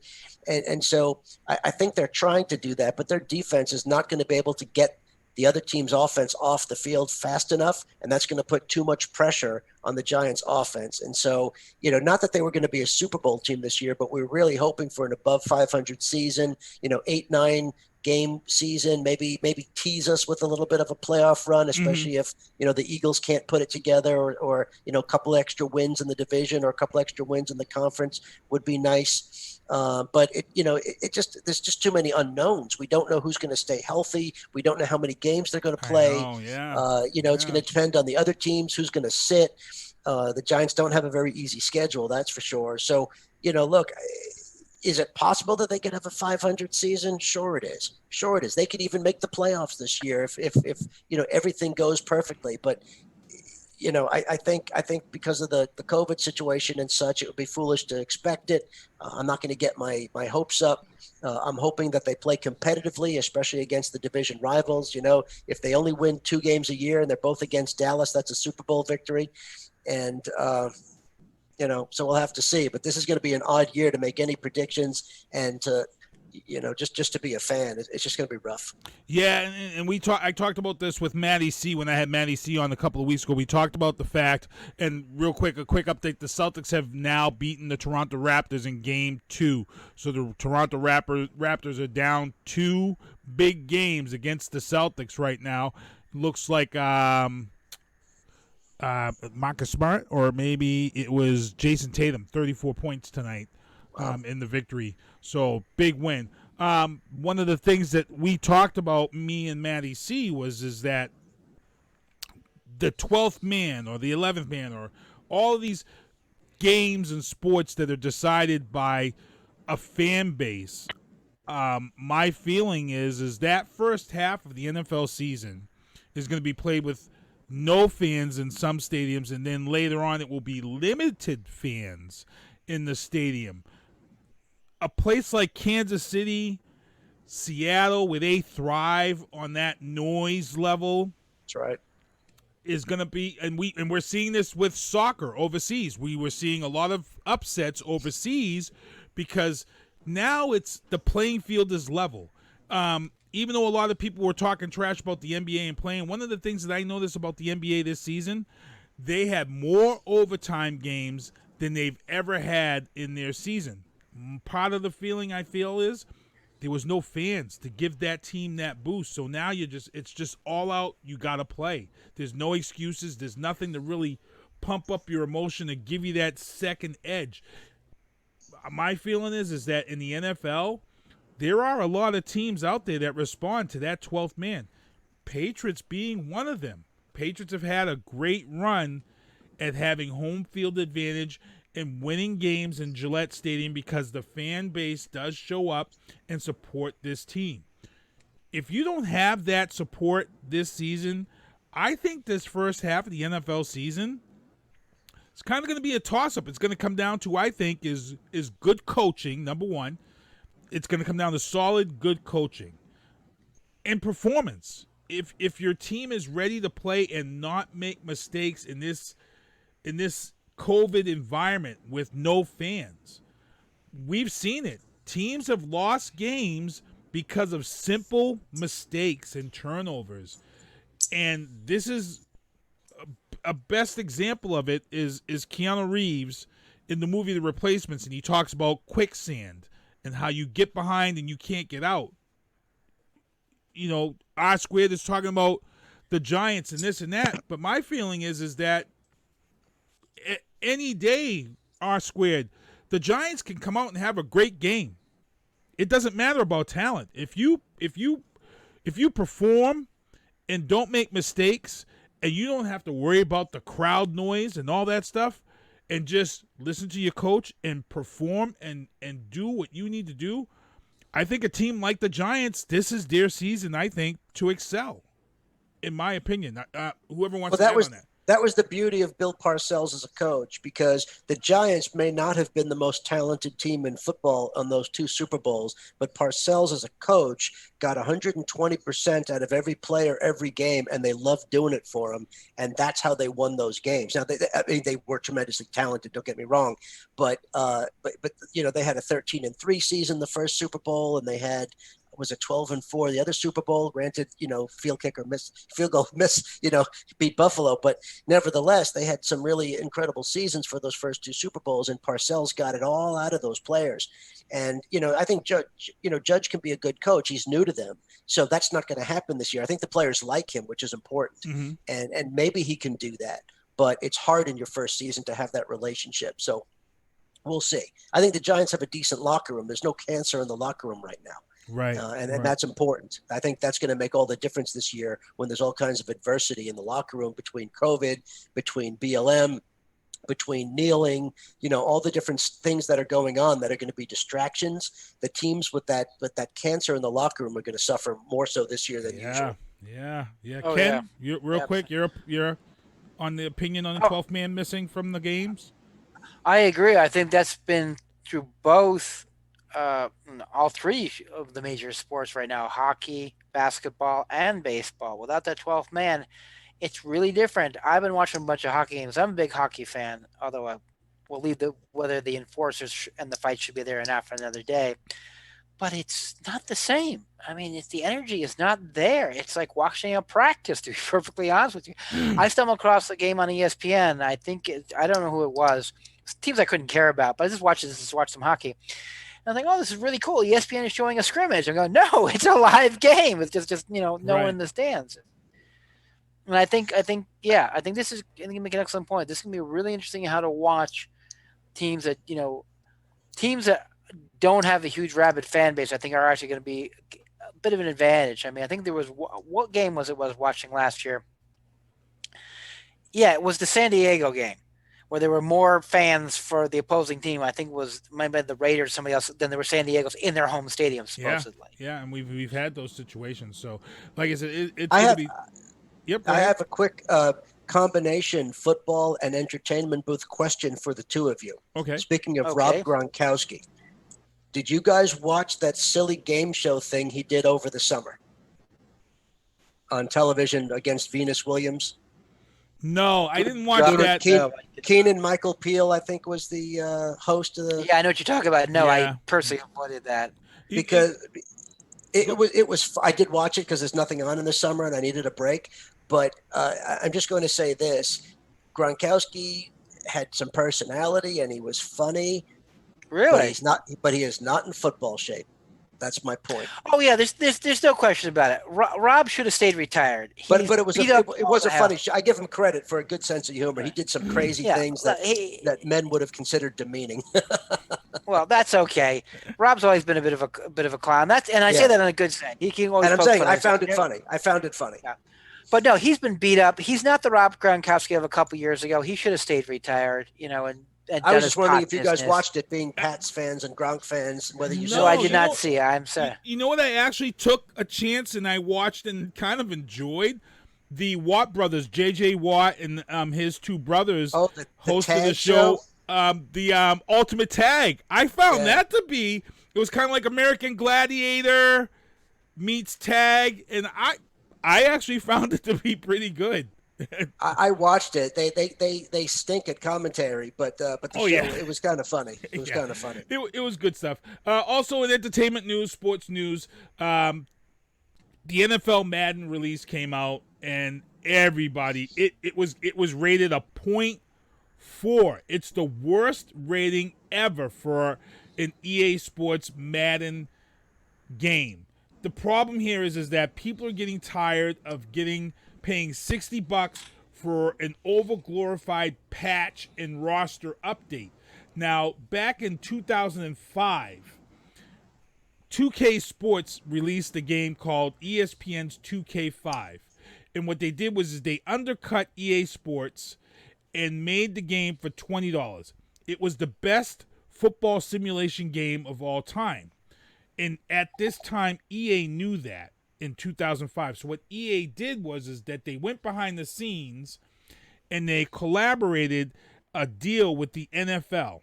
This deal went on for almost 20 years, and what ended up happening was that they found out that EA Sports and NFL collaborated to monopolize the video game industry for this amount of time. And it turned into a huge class action lawsuit, which I ended up getting 5 free Madden games out of it because they colluded and they monopolized the industry. Since that time in that class action suit, Madden has just been pretty much a rehash year after year after year. Now, this year, the NFL signed an agreement with 2K Sports to make a video game, a video football game, but a non-simulation, because they didn't want to violate the contract that they had just signed with the NFL, EA Sports. But now this whole tirade and people being so upset with this Madden game right now, I've just found out that in this contract, the exclusive contract that the NFL has with EA, that the NFL has an out. And now I'm wondering, legally, if the NFL knew that this was going to happen, which is why they brought 2K in. So people, keep your eyes on this story, because in my opinion, they brought 2K in knowing that this was going to fall apart, and they can put 2K in place so they can make the game for next year and just kind of write this game off. And it's tough because they actually had a good cover this year, good cover athlete this year, the Baltimore Ravens, and it's tough. So we'll see. Keep your eyes on this story, and we will go from there, because Madden is a lot of money. So we're at 8:30 here. Time to get into Trump troubles, break down this Republican National Convention. But I also got to mention, hey guys, everybody hang around after the show too, because when we close out the show, I've got a trailer for the movie I Am You. Ken Diesel, who's an immigration attorney, Nubi Rateau, who just won an Emmy for his last film that he just did. This is the exclusive trailer for I Am You. We're going to play that when we get out of here. But coming into this Trump troubles, there's really not much to mention for Trump troubles tonight. Before we get into this, today in Kenosha, Trump visited Kenosha to see the areas where the protests and stuff happened. He refused to meet with Jacob Baker's family, but he did give his comments and statement on Kyle Rittenhouse. So I got to ask you guys, as our leader, as our president, do you agree with the fact that he didn't take the time to go to Jacob Blake's family house and meet with them, but yet he made sure he spoke about Kyle Rittenhouse when he got to Kenosha. I myself, and I know a lot of people are critical about Trump, I actually agree with him not going because the way that he's carried himself and the way that he's done things up until this point, when people bashed him for not going to the senator's funeral, I felt, why hate him and bash him for not going to John Lewis's services? Nobody wanted him there. So I agree with the fact that he didn't go. I didn't bash him because nobody wanted you there, and I think you did the right thing. So I'm going to go with Ken first. Yeah, no. He's the, you don't understand. If I may quote Harry Truman when he had his run-in with MacArthur, when he told MacArthur, I don't give a damn what you think of Harry Truman, but by God, you will respect your commander-in-chief. He's got the role as this country's president, means he does things even if he is hated. There's certain requirements that go along with the office. If you go pay your respects. I don't think he should have gone to begin with. He shouldn't have gone at all. But if you go and pay your respects, and you sure as hell don't talk nice about a murderer who gunned down 3 people.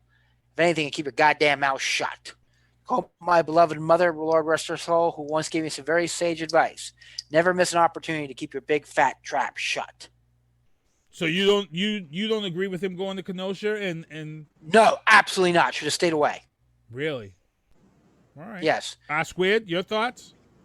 Well, normally a president can be of value in a situation like that, but this particular president chooses not to be. He doesn't try to bring people together. He doesn't try to heal. He doesn't try to solve problems. Kenosha is exactly what he wants going into November. He has done this for his entire presidency, which is to sow division and hate and discord, and he uses that to sell his authoritarian brand of government.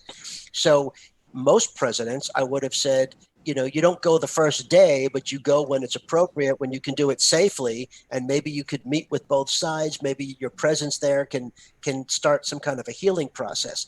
His presence there only makes things worse because he chooses to make things worse. It's not like people don't like him, so he shouldn't go. That's not a good answer. But he creates the problems, and he wants to create the problems, and he went there today to keep the problems going. And then the other thing regarding the Blake family, he lied about it. He said that he Mark Meadows, his chief of staff, had reached out to the family to try to set up a meeting because Trump wanted to meet with them. And then we found out that was a lie because the person that he supposedly met with wasn't even a real person. So he lied about it. Okay. So first of all, then if you're going to go and you're not going to meet with the family, don't make up a lie that they're going to say. Now, that being said, the family didn't want any part of him because they know his role in this. They know that he's a white supremacist. They know that he opposes Black Lives Matter. They know that he supports the extremist militias and white supremacists that are trying to gun down the BLM movement. And of course, he supports Kyle Rittenhouse. So of course the family didn't want to meet with him. And that's why I'm saying this president is different. Normally, there's a role for the president to play, whether he's popular or not.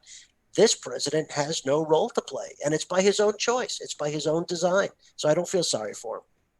Wow. Powerful. I didn't even think of some of the stuff that you were just saying, but like I said, I felt like if you're gonna be the president and you're gonna go, I think you need to make your presence with both parties involved. Exactly. If you're gonna do anything, I don't think you should be calling sides. And he's done this quite a bit. He's done this a lot during the 3 years, and I've been like beating him up over this, and I've done this because I felt like, Dorsey Smith, how's it going? Diane Beeson, I got to say hello to everybody. It's a tough one. And like I said... Do you want to know... Yep. Oh, I'm sorry. I just wanted to add, he said something in a Fox News interview. I don't know if anybody caught this, and it had to do with Kenosha. That's why I'm bringing it up. Go for it. He told the interviewer that there was this plane full of, and these are his words, full of thugs, which is his code word, all dressed in black, flying to Kenosha to be outside agitators, in support of Black Lives. In other words, these were Black Lives Matters people from other states that were all flying on this plane into Kenosha to cause trouble, to cause violence. Okay. And so even though it was Fox News, she said, "No, that doesn't sound right. Where was this plane coming from?" And of course, he gets caught in a lie right away, even on Fox News. And so he says, "Oh, well, it's under investigation, so maybe someday I'll tell you about it." Well, there's no plane full of Black Lives Matter people going to Kenosha. First of all, if people are going to fly, I doubt that they're flying there to protest. People from the local area may take a bus or something like that, but there's not going to be a plane full of so-called thugs dressed in black, because they're not going to charter a plane to go from LA to Kenosha. I mean, it just doesn't make any sense. It's one of the most ridiculous pieces of crap he said. And that's even for him a big piece of crap. And so, he just makes up these stories about Kenosha, because I guess his people are dumb enough to believe it. But, I mean, there's just no way it's true. And even Fox News called him on it. And he just says, well, someday I'll tell you about it. Come on now. Yeah, go ahead, Ken. And also, I'm sorry, are there a lot of airports in Kenosha? Well, I mean, there is a small airport in Kenosha, but the plane wasn't going to go there. But a chartered plane, right? That's my point. The first thing is like I thought of was, I'm sorry, there's a big municipal airport that has room for a 737 to land in it. Well, I don't think charter, so. But exactly, that's what I'm saying. I mean, it could have been landing in Milwaukee and driving to Kenosha, but either right, way, but he didn't say the landing in Milwaukee. He said going to Kenosha. That's the whole thing. Because he's poison. He's absolute poison. And he makes stuff up, and then when he gets called on it, to quote Kellyanne Conway, he's entitled to alternative facts. Yeah. And I got to ask you guys this, because I talked about this last week, and you guys weren't on here to actually talk about it. But I gave an applause to the Conway family. I felt that Kellyanne and George did the right thing. They weren't happy. Trump was not happy at the fact that she backed out on the eve of the Republican National Convention. But we talked about this on this show. We talked about how George Conway was offered a spot in the White House, and he actually turned it down because of his hatred of Trump. We also talked in the show how hard it must be to be husband and wife, yet she works hand in hand with him while her husband hates him. And it had to be hard on that marriage, and it had to be hard raising kids under this thing. And there was a while there where Kellyanne was out of the picture for a while, and there was no statements as to why. There was rumored that she was on the outs. Then she came back in and she was doing this stuff. But like I said, the eve of Republican National Convention, her husband George actually stepped down from the Lincoln Project, which we've been sharing a lot of videos. And I got to again thank Rob for bringing out the Lincoln Project to me.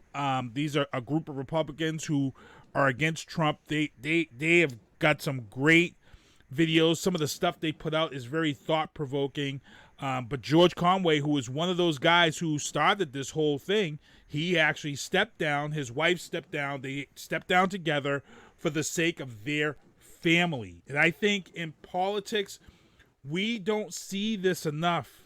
And I think people need to look at this and say to themselves, we need to think about this and think about the state of our country.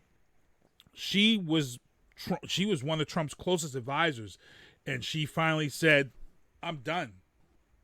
And she's lied for Trump. She's backed up Trump. But on the eve of the Republican National Convention, in which we're getting into right now, she backs down. She backs out. And I think that spoke volumes again to the amount of Republicans who have stepped down and walked away from this regime, as you say. Well, she resigned, but she still spoke at the convention. She did, but I don't think she spoke as to how she would have spoke if she still was employed. I think it was kind of subdued, don't you? Due to the fact. Well, I mean, it was her remarks were still incredibly dishonest. Yeah. So she didn't exactly, take a step towards redemption. I understand what you're saying, that she and her husband both agreed we need to stop this and we need to do it right now. So I get that, and I can respect that. But maybe she should have not spoken at the convention as part of that détente. Now, originally, she wasn't supposed to. Originally, when she first stepped down, she wasn't going to speak. Do you think that Trump and Kylie McVeigh, because remember, we had a situation here where we had another person that was going to step down, and they talked that person into not stepping down and staying because it was poor timing because it was just before the Oklahoma rallies. Do you think that they pressed her to not to make her comments at the I think they pressed her into making those comments because originally she wasn't supposed to speak. I thought she was always supposed to speak. Maybe, there's difference between prime time or whatever, but I thought she was always supposed to speak. And, I don't know what pressure that she had. Obviously, they allowed her to still speak, even though she was quitting, which I thought might have been a surprise because usually when that happens, he says, well, good riddance, and he wouldn't have let her speak. So clearly she was going to do something to boost his ego, or else he would not have been given that spot. Ken, real quick on the stepping down. And the whole reason she was stepping down, I don't know if you heard, her daughter had filed a petition for emancipation of both she and her husband. Yes. Which I was a little shocked at.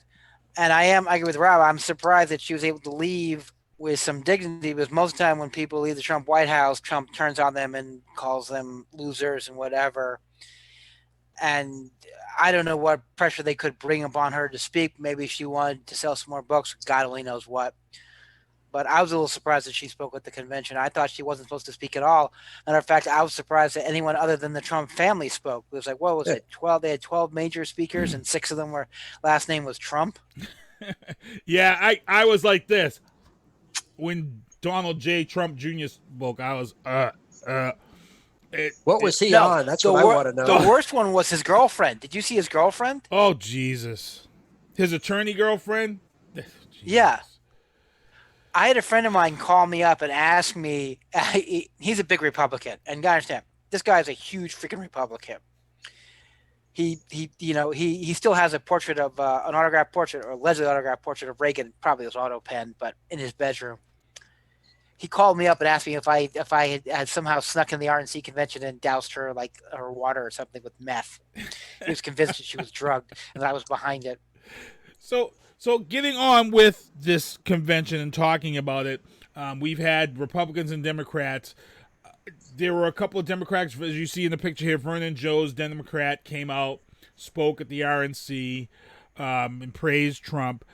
The thing is, to me, is that I myself, when I look at the Democratic National Convention, I felt the Republicans who spoke out against President Trump during the Democratic convention, I think was a lot stronger than the few that they found to speak out at the Republican National Convention. Now, both conventions, to me, they both did their job of pandering. The problem that I had with the Republican National Convention was that it was more, for me, it was more of a hypocritical pandering, where all these Trump Americans and Trump supporters complained about one thing before this convention, but then it was okay to do it during the Republican National Convention. Everything that we saw in the Democratic convention, everybody bashed them for.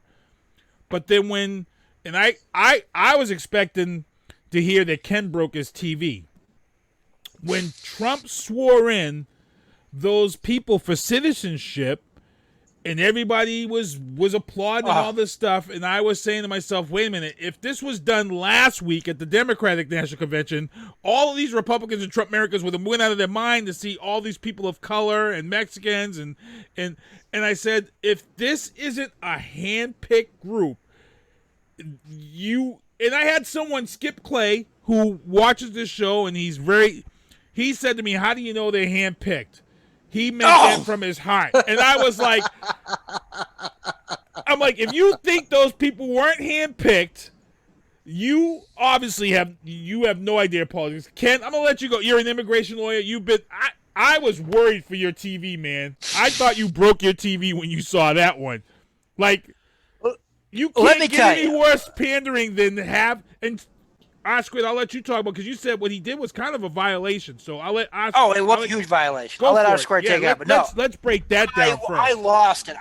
I was screaming so loud, I actually lost my voice. Why? Tell us why. Because I knew it was wrong. I didn't know what legal part, but I just knew what was going on at that time was wrong. Okay. I'm the grandson of immigrants, okay?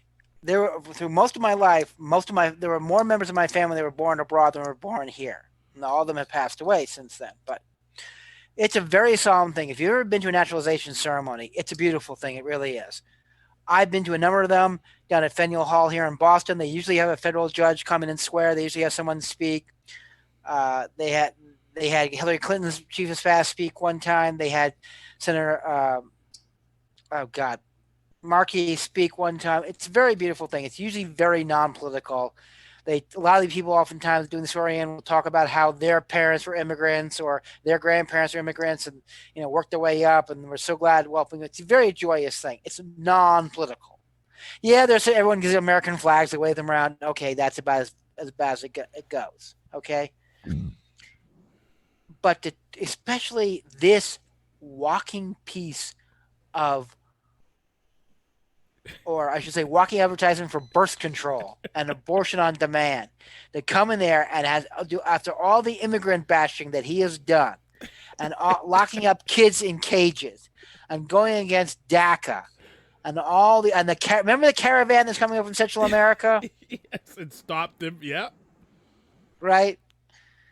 For him to go there and use these new people who have worked very hard. To become a naturalized citizen is not easy. The hoops you have to jump through is incredibly difficult. To use them as a prop, you lying piece of freaking garbage. Okay? All right?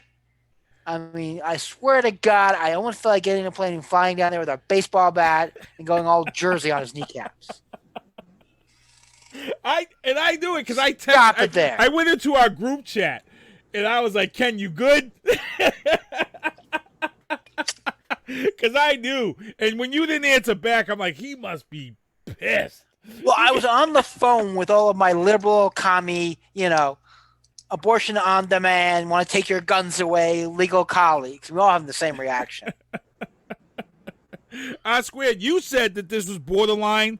You said that this was not right. You said there was more to this that was wrong than people realize. Yeah, there was a lot of comment about the Hatch Act, which has been around for a long time, named for Senator Hatch. It goes back a long time ago. And that's not really the standard here. The Hatch Act was to make sure that federal employees were not co-opted to support candidates as a condition of their continued employment. It was to prevent them from being used that way or pressured that way. And then it was also made sure that they didn't use their official positions or government resources to act politically, even if it was voluntary. So that's certainly an important provision, but there are many others. There are statutes, regulations, ethics rules, customs, you name it. There are different things that govern this. And while certainly there could be campaigns that push the limit sometimes, we have never had an outright abuse like this before. And that's what made it different, because you could sometimes excuse something in the interest of planning and security or what have you. But this entire convention was an abuse, from using federal monuments to using the White House to using government employees, because government employees can't be used to do campaign stuff. I mean, it just violated every convention, no pun intended, that we have in this possible way. And, what you have is Mark Meadows, when he was asked about it on one of the shows, I think it was the ABC show, Sunday morning show, he said, yeah, we know, but nobody pays attention to this outside the Beltway, meaning nobody cares. And I published a piece on this after he said that, because he's actually right. If you think about it, if people cared about this stuff, then it wouldn't just be the news media that was asking these questions. There would have been much more outrage about it, and it would have gotten, and it's not that about just the convention, because I almost didn't care about the convention. So be it. It didn't even work. It's the fact that he did this his entire presidency. Abuse, throw out all the rules, everything. I mean, you could name numerous. We don't have time. It's almost 9:00, but there, everybody, if you brainstorm, everybody can think of 10 examples of how he just flaunted authority and didn't care, and he's never been held accountable, not in any meaningful way. So Mark Meadows is right. People in this country don't care anymore about stuff like that. He's not going to lose any votes for it. Biden's not going to gain any votes for it. And so, the whole thing was just a shame. And, and I think that shows the dangerous road that we go down. Now, there's nothing to do with the conventions, but you asked me to address it. So that's my point. Go ahead, Ken. I think, if I may, a small, very small criticism of your point. I think the reason people aren't caring about it is because he's done so many other things. This is just low on the list. I mean, it's not that there was no one cares. It's like he's done No, so many other it's that they don't things. care about any of it. It's not just this. It's that they don't care about any of it. That's I think Meadows' people point. do. I think his supporters don't. I mean, that's the. I think you need to divide the difference between his supporters and everybody else in the country. They're sick of him, and it's clear that I think that he's going to get the drubbing. That there's going to be a drubbing coming November 3rd that we haven't seen in a while. I just don't. I don't think the polls are nearly as close as people are suggesting them. They are. So I'm sorry, because I can't. People are motivated like you wouldn't believe to go out and vote. I know in my hometown of Melrose here that they had a record number of. They don't call them absentee ballots, vote by mail. Record number. I think they usually for primary it's usually around 300 or 400. They had over 5,000 requests this time. I know the city election office was posting on that thing. Yeah, I mean, this is going to be one heck of an election. And I think more importantly, it's going to be one of the called the down ballot races, which will be much more competitive. I think that's where you're going to see a lot of excitement. Well, I went and voted today and voted, and it was the same as usual. The only difference that I saw today when I went to vote is that when you check in, you give your address, your street address, and you give your name, and then they give you your ballot, and then you vote. Usually when you check out, you have to give your name and your address again. Right. They weren't doing that today because of the shortage of people to work co-workers. the polls. And we mentioned that we were going to see this shortage because of COVID-19. You know, a lot of the places that you vote are in schools, elderly, high rises, and things like that. And to be honest, when election time rolls around, the majority of the people who work the polls are the elderly. Right. And it's been that way. And a lot of these elderly people are not going to subject themselves to COVID-19. So this is one of the things that, you know, that why we have. But other than that, it was a steady flow at the polls today when I went. There was a steady flow of people. I actually filled out the mail-in ballot. I didn't fill out the mail-in ballot. I filled out the one to request it because just in case if the polls were going to be closed by this time, I wanted to make sure that I got my ballot. But the polls were open, so I went and I voted. And I'm pretty sure the polls will be open in November. And again, we need people to go out and vote. I mean, this is something that we need to do. And I shared a video of someone who was condemning President Trump, and he's called it's from a group called Insurgents USA, black gentleman. I forget his name, but it's on my Facebook page. But he actually called out Donald Trump and said something about going to the White House and yanking them out and burning things down. And I'm like, really? All this energy when the black vote has been 1% here in Massachusetts and 14%? How about taking all this energy and letting people know they need to get their asses out and vote in these next couple of months? Dragging the president out of the White House isn't going to help. So as far as the convention goes, I was happy with some points of the Democratic convention. I myself, I see a lot of people bashing the choice of Kamala Harris. I wasn't a Kamala Harris fan, but I understand why she's been picked. I understand what they plan on doing here. But as I said, the Republican National Convention, some of the people that they had speak, some of the people that they had, like the McCluskeys, I was sick to my stomach. I don't know about you, Robert. I mean, to have someone like that, and when you first sent the list, Robert sent the list of all the people who were going to be at the Republican National Convention in our group chat. When you first shared that, Robert, I thought you were making a joke, and I wanted to put a laugh emoji. Yeah. And then I researched it because it started popping up on everybody's timeline. I'm like, wait a minute, is this really like true? Yeah. I thought it was a complete joke when he shared it with us, and then I went and I was like, no, this is true. These are the people who were going.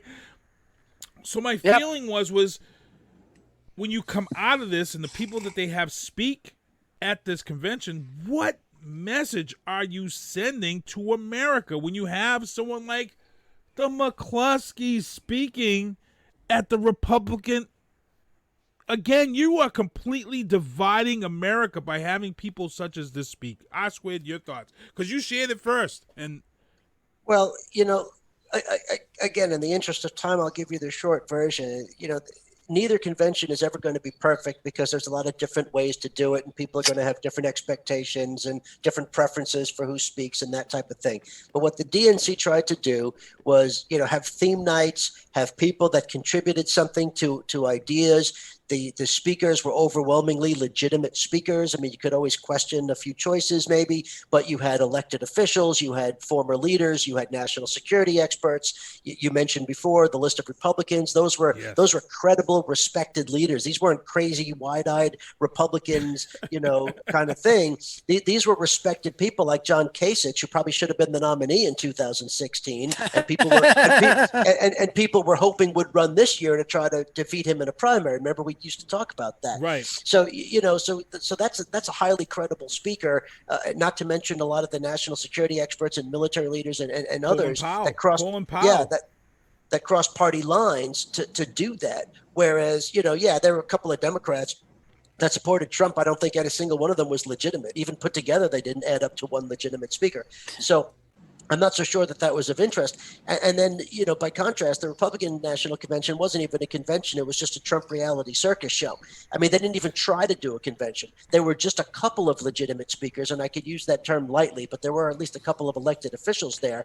But, nobody of credibility, nobody in primetime, nobody tried to share ideas. The whole thing was grossly dishonest. I get it. You have to sell your candidate and your theory, and conventions are designed to do that, to whip up your base and attack the other side.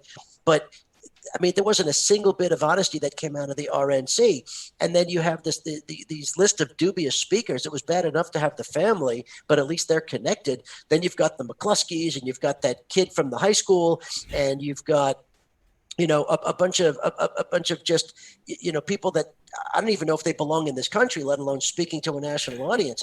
But the McCluskeys. But here's the thing about the McCluskeys. This is what set me off. And I don't know if anybody has done the research. You could do the research of the speakers at the DNC, and I don't know if they vetted them carefully or if they just picked good people, but you couldn't really find too much scandal involving them, right? I mean, they were all known people, and they had a message.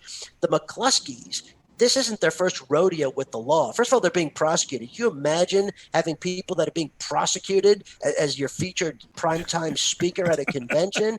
And not only that, this isn't their first time. They have had a series of legal battles in the St. Louis area. This isn't the first thing they've had. They have destroyed property. They have been in disputes with neighbors and neighborhoods. These people are nut jobs. It has nothing to do with just carrying weapons and pointing weapons at the BLM marchers and that type of thing. That was bad enough, and I'm glad they're being prosecuted. I hope the case goes to trial and we see that through. I hope the authorities don't get scared off there somehow.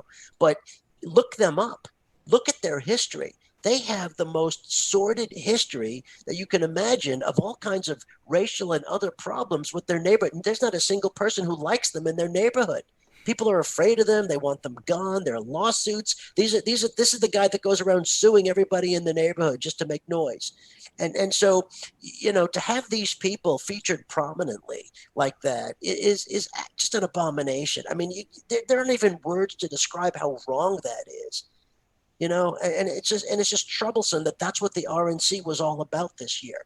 I'm not saying that they were going to convince people to vote or what have you, but they didn't even try to have a message. They didn't even try to be on topic. They didn't even try to make a case. And in fact, the stuff they said about Biden was so over the top, I don't think anybody believed it who was watching their convention. It was so ridiculous. And they didn't make an effort.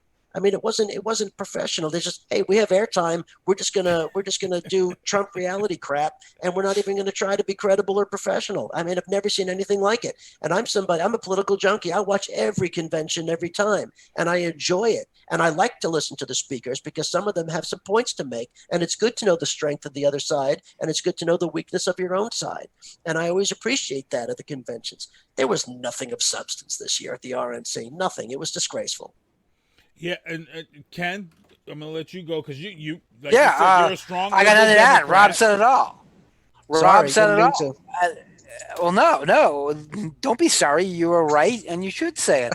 The only thing that I may add is this is the first time in the history of either major political party the Republicans didn't put out a platform. There was no platform. And you've got a lot of Democratic buddies, Ken. What were your calls to friends that have done stuff here? What were your thoughts when this RNC finally closed out? You guys must have been like, what was that ish storm? Like, what did we watch? Let's put it this way. When years ago, Tom Keene, who was a former governor of New Jersey, Republican, a pretty decent guy, came up and gave one of the worst speeches in history. And he talked about pastel patriotism. And we all thought that was the lowest point any Republican would ever make. It's a horrible speech. We all got around and said, yep, they finally found a way to make Tom Keene look good. Yeah. I mean, I couldn't. Well, first of all, I'm going like that. It's like, believe it or not, I was sober through the entire RNC convention. And I was going to myself, it's like, maybe I should start drinking because at least I'll have an excuse when I hear weird stuff come out of their mouths. Because I really thought I was drunk. I was like, well, I can't be hearing this correctly. I gotta check my TV. Someone's like hacking it. The North Koreans are hacking it. It was sheer craziness. Crazy. Oh, damn. We're at 9:04, guys. We got to get ready to get out of here. Good show again. Full 2 hours with the guys from the booth. Got to give R Squared and Ken Diesel big shout out. I'm going to let them go around the corner here, around the horn, and say what they've got to say. I'm going to start with Ken Diesel first, man. All right. I want to thank all of our listeners, all 12 of them, as usual. I want to thank everyone who went out and voted today. Today was primary day in Massachusetts, September 1st. Remember, be informed, be alive. And for all of my members of the tribe, happy Rosh Hashanah.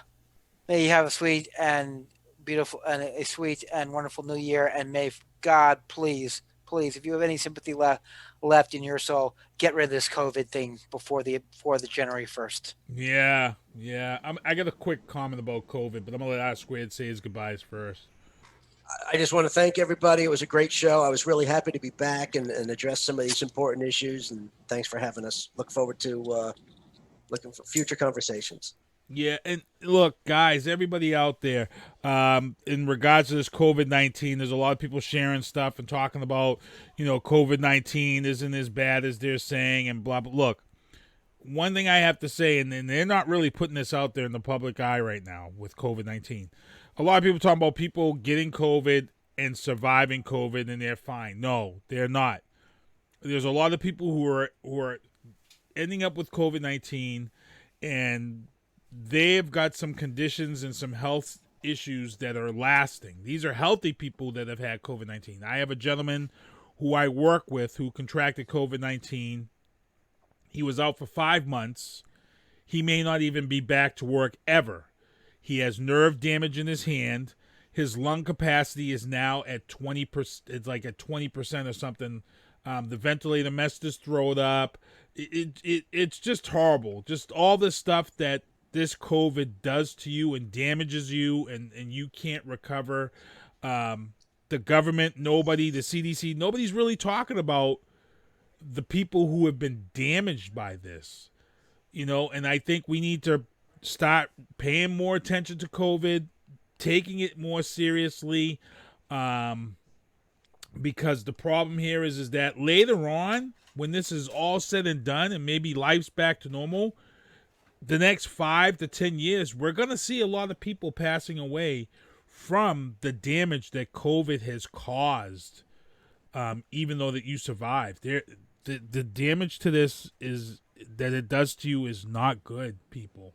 And you really need to realize this. I don't know if any of you have been touched by someone that survived, and if you do, speak up real quick, because I'm hearing that there are some people that have gotten it and they are not doing well at all. It's a very scary situation, and like I said, the media nobody's really touching base on the survivors, and that's what's scaring me, because it's hurtful. Ken, I saw you nodding your head. You want to just add to that? Again, I've only heard through third and fourth hand hearsay people who have recovered from it who are not at 100%, who've had some problems lingering, and it's taken them months to recover. Again, no one I know directly. It's like a friend of a friend of a friend. But yeah, I've heard the same thing. Squid, you're down there in Florida. I mean, yeah, all you hear is that they are covering some of the recovery stories here in the local news, and and it isn't good. On the one hand, they're celebrating the people who have recovered because some of them were in the hospital for over 100 days or something like that. It's just ridiculous. So they're celebrating that they've recovered, which is a good story. But the follow-on is that everybody has some kind of permanent damage, permanent lung damage, permanent. But there's just a list of things that are possible. Everybody's a little bit different, but nobody has walked away without some kind of permanent debilitation out of it. So even though you can survive, which is the important thing, you don't go back to normal. There are problems that last forever with your lungs, with some of your mobility, other types of organ damage. So you don't come out of it unscathed if you get it, and that's what scares a lot of us that are stuck in the environment now. I'm in the classroom 9 times a week. I feel like it's inevitable, but thank your teachers. Thank everybody that's out there doing their job. Thank you. Here. Yeah. Thank you very much, everybody out there. So it's your boy Sinister One. We got to get ready to get out of here. Like I said, I'm going to share with you guys a trailer for IMU. That's Newbie Rateau's latest project. And then after we have that trailer, it'll be SpongeBob will be taking us home. But I got to thank the guys from the booth. We held it down again. I'll get these guys on again because like I said, we're heading into November. So we'll have a lot to talk about, and I'm gonna just roll this trailer for you guys. The only thing I just want to mention real quick is just make sure you guys tune in on September 15th. If you're looking down here in the left-hand corner, Slippery Pete Barrett from the UFC, local guy here who lost his fight, but it was a tough fight. He will be on the show September 15th. So you want to make sure you want to tune in for that. But I'm going to get into this trailer here. Thank these guys for coming on the show. And then SpongeBob will take us home. Thank you for tuning in. Here is the exclusive trailer for IMU, Newbie Rateau's latest project. It's about immigration in the USA. Here we go. But still, being a dreamer kind of like restricts me from it's kind of ironic. It restricts me from dreaming. I want the children that are growing up in the United States to be dreamers also. They're not dreaming right now. When someone's coming here, more times than not, they're coming because they're trying to get a better situation. I get a phone call, and my sister told me that they got him. And I said, what do you mean they got him? Day one, we end a border policy which allows federal agents to snatch babies from the arms of their mothers. What they want is to turn the United States of America into the United Socialist States of America. When I heard about America, for me it was like paradise. It was a place where there was no pain, there was no problem, there was no issues. The beautiful coloring of our country that is happening at a faster pace is creating fear. USA! USA! USA! Man who struck these 2 women, he was deported 8 times. These incredible women who lost their daughters and their sons. That's unfair to say someone's a racist because they take a position. Life is so hard in Haiti or in the country that they had before, they'll take the risk of getting caught. Like it's almost like all or nothing. All the data that I've seen indicates that crime is higher in a sanctuary city than in a non-sanctuary city. There's rules, there's regulations, there's laws. Like at the end of the day, I'm just like you. I am you. I am you. In the end, we remember not the words of our enemies, but the silence of our friends.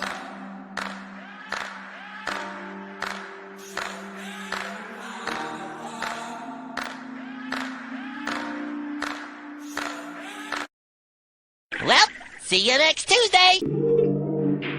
Thank you for listening to The Booth on Hoobazoo and HatcherRadio.com. Please follow the Facebook page and subscribe to the podcast at Apple Podcast, iHeartRadio, and Spotify.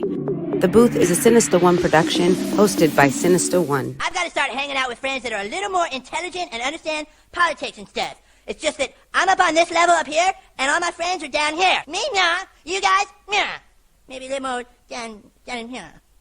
Screw you guys, I'm going home. I smoke, I drink, I do my thing. These bitches hating, so you know I got to make it plain. Don't do cocaine with your chick, my main. We stick together, true forever, yeah, you know we bang. I miss those days, which was easy. If only I make it, bitch, don't repeat. Now that I done upgraded, I've been upstate, but y'all think I'm playing. And I got a hit now for these weak ass hoes who think I ain't slaying. Try me, and I'll probably end up laughing, cause I never back down. I'm that chick with a clean ass whip, I don't need that shit, I got my own now. I get hard, I get tired of fussing, fighting, guess I gotta crack down. Don't mess with me, cause on everything, I'ma have to bring the whole city out. WHOOBAZOO, that's whoobazoo.com. Enter website.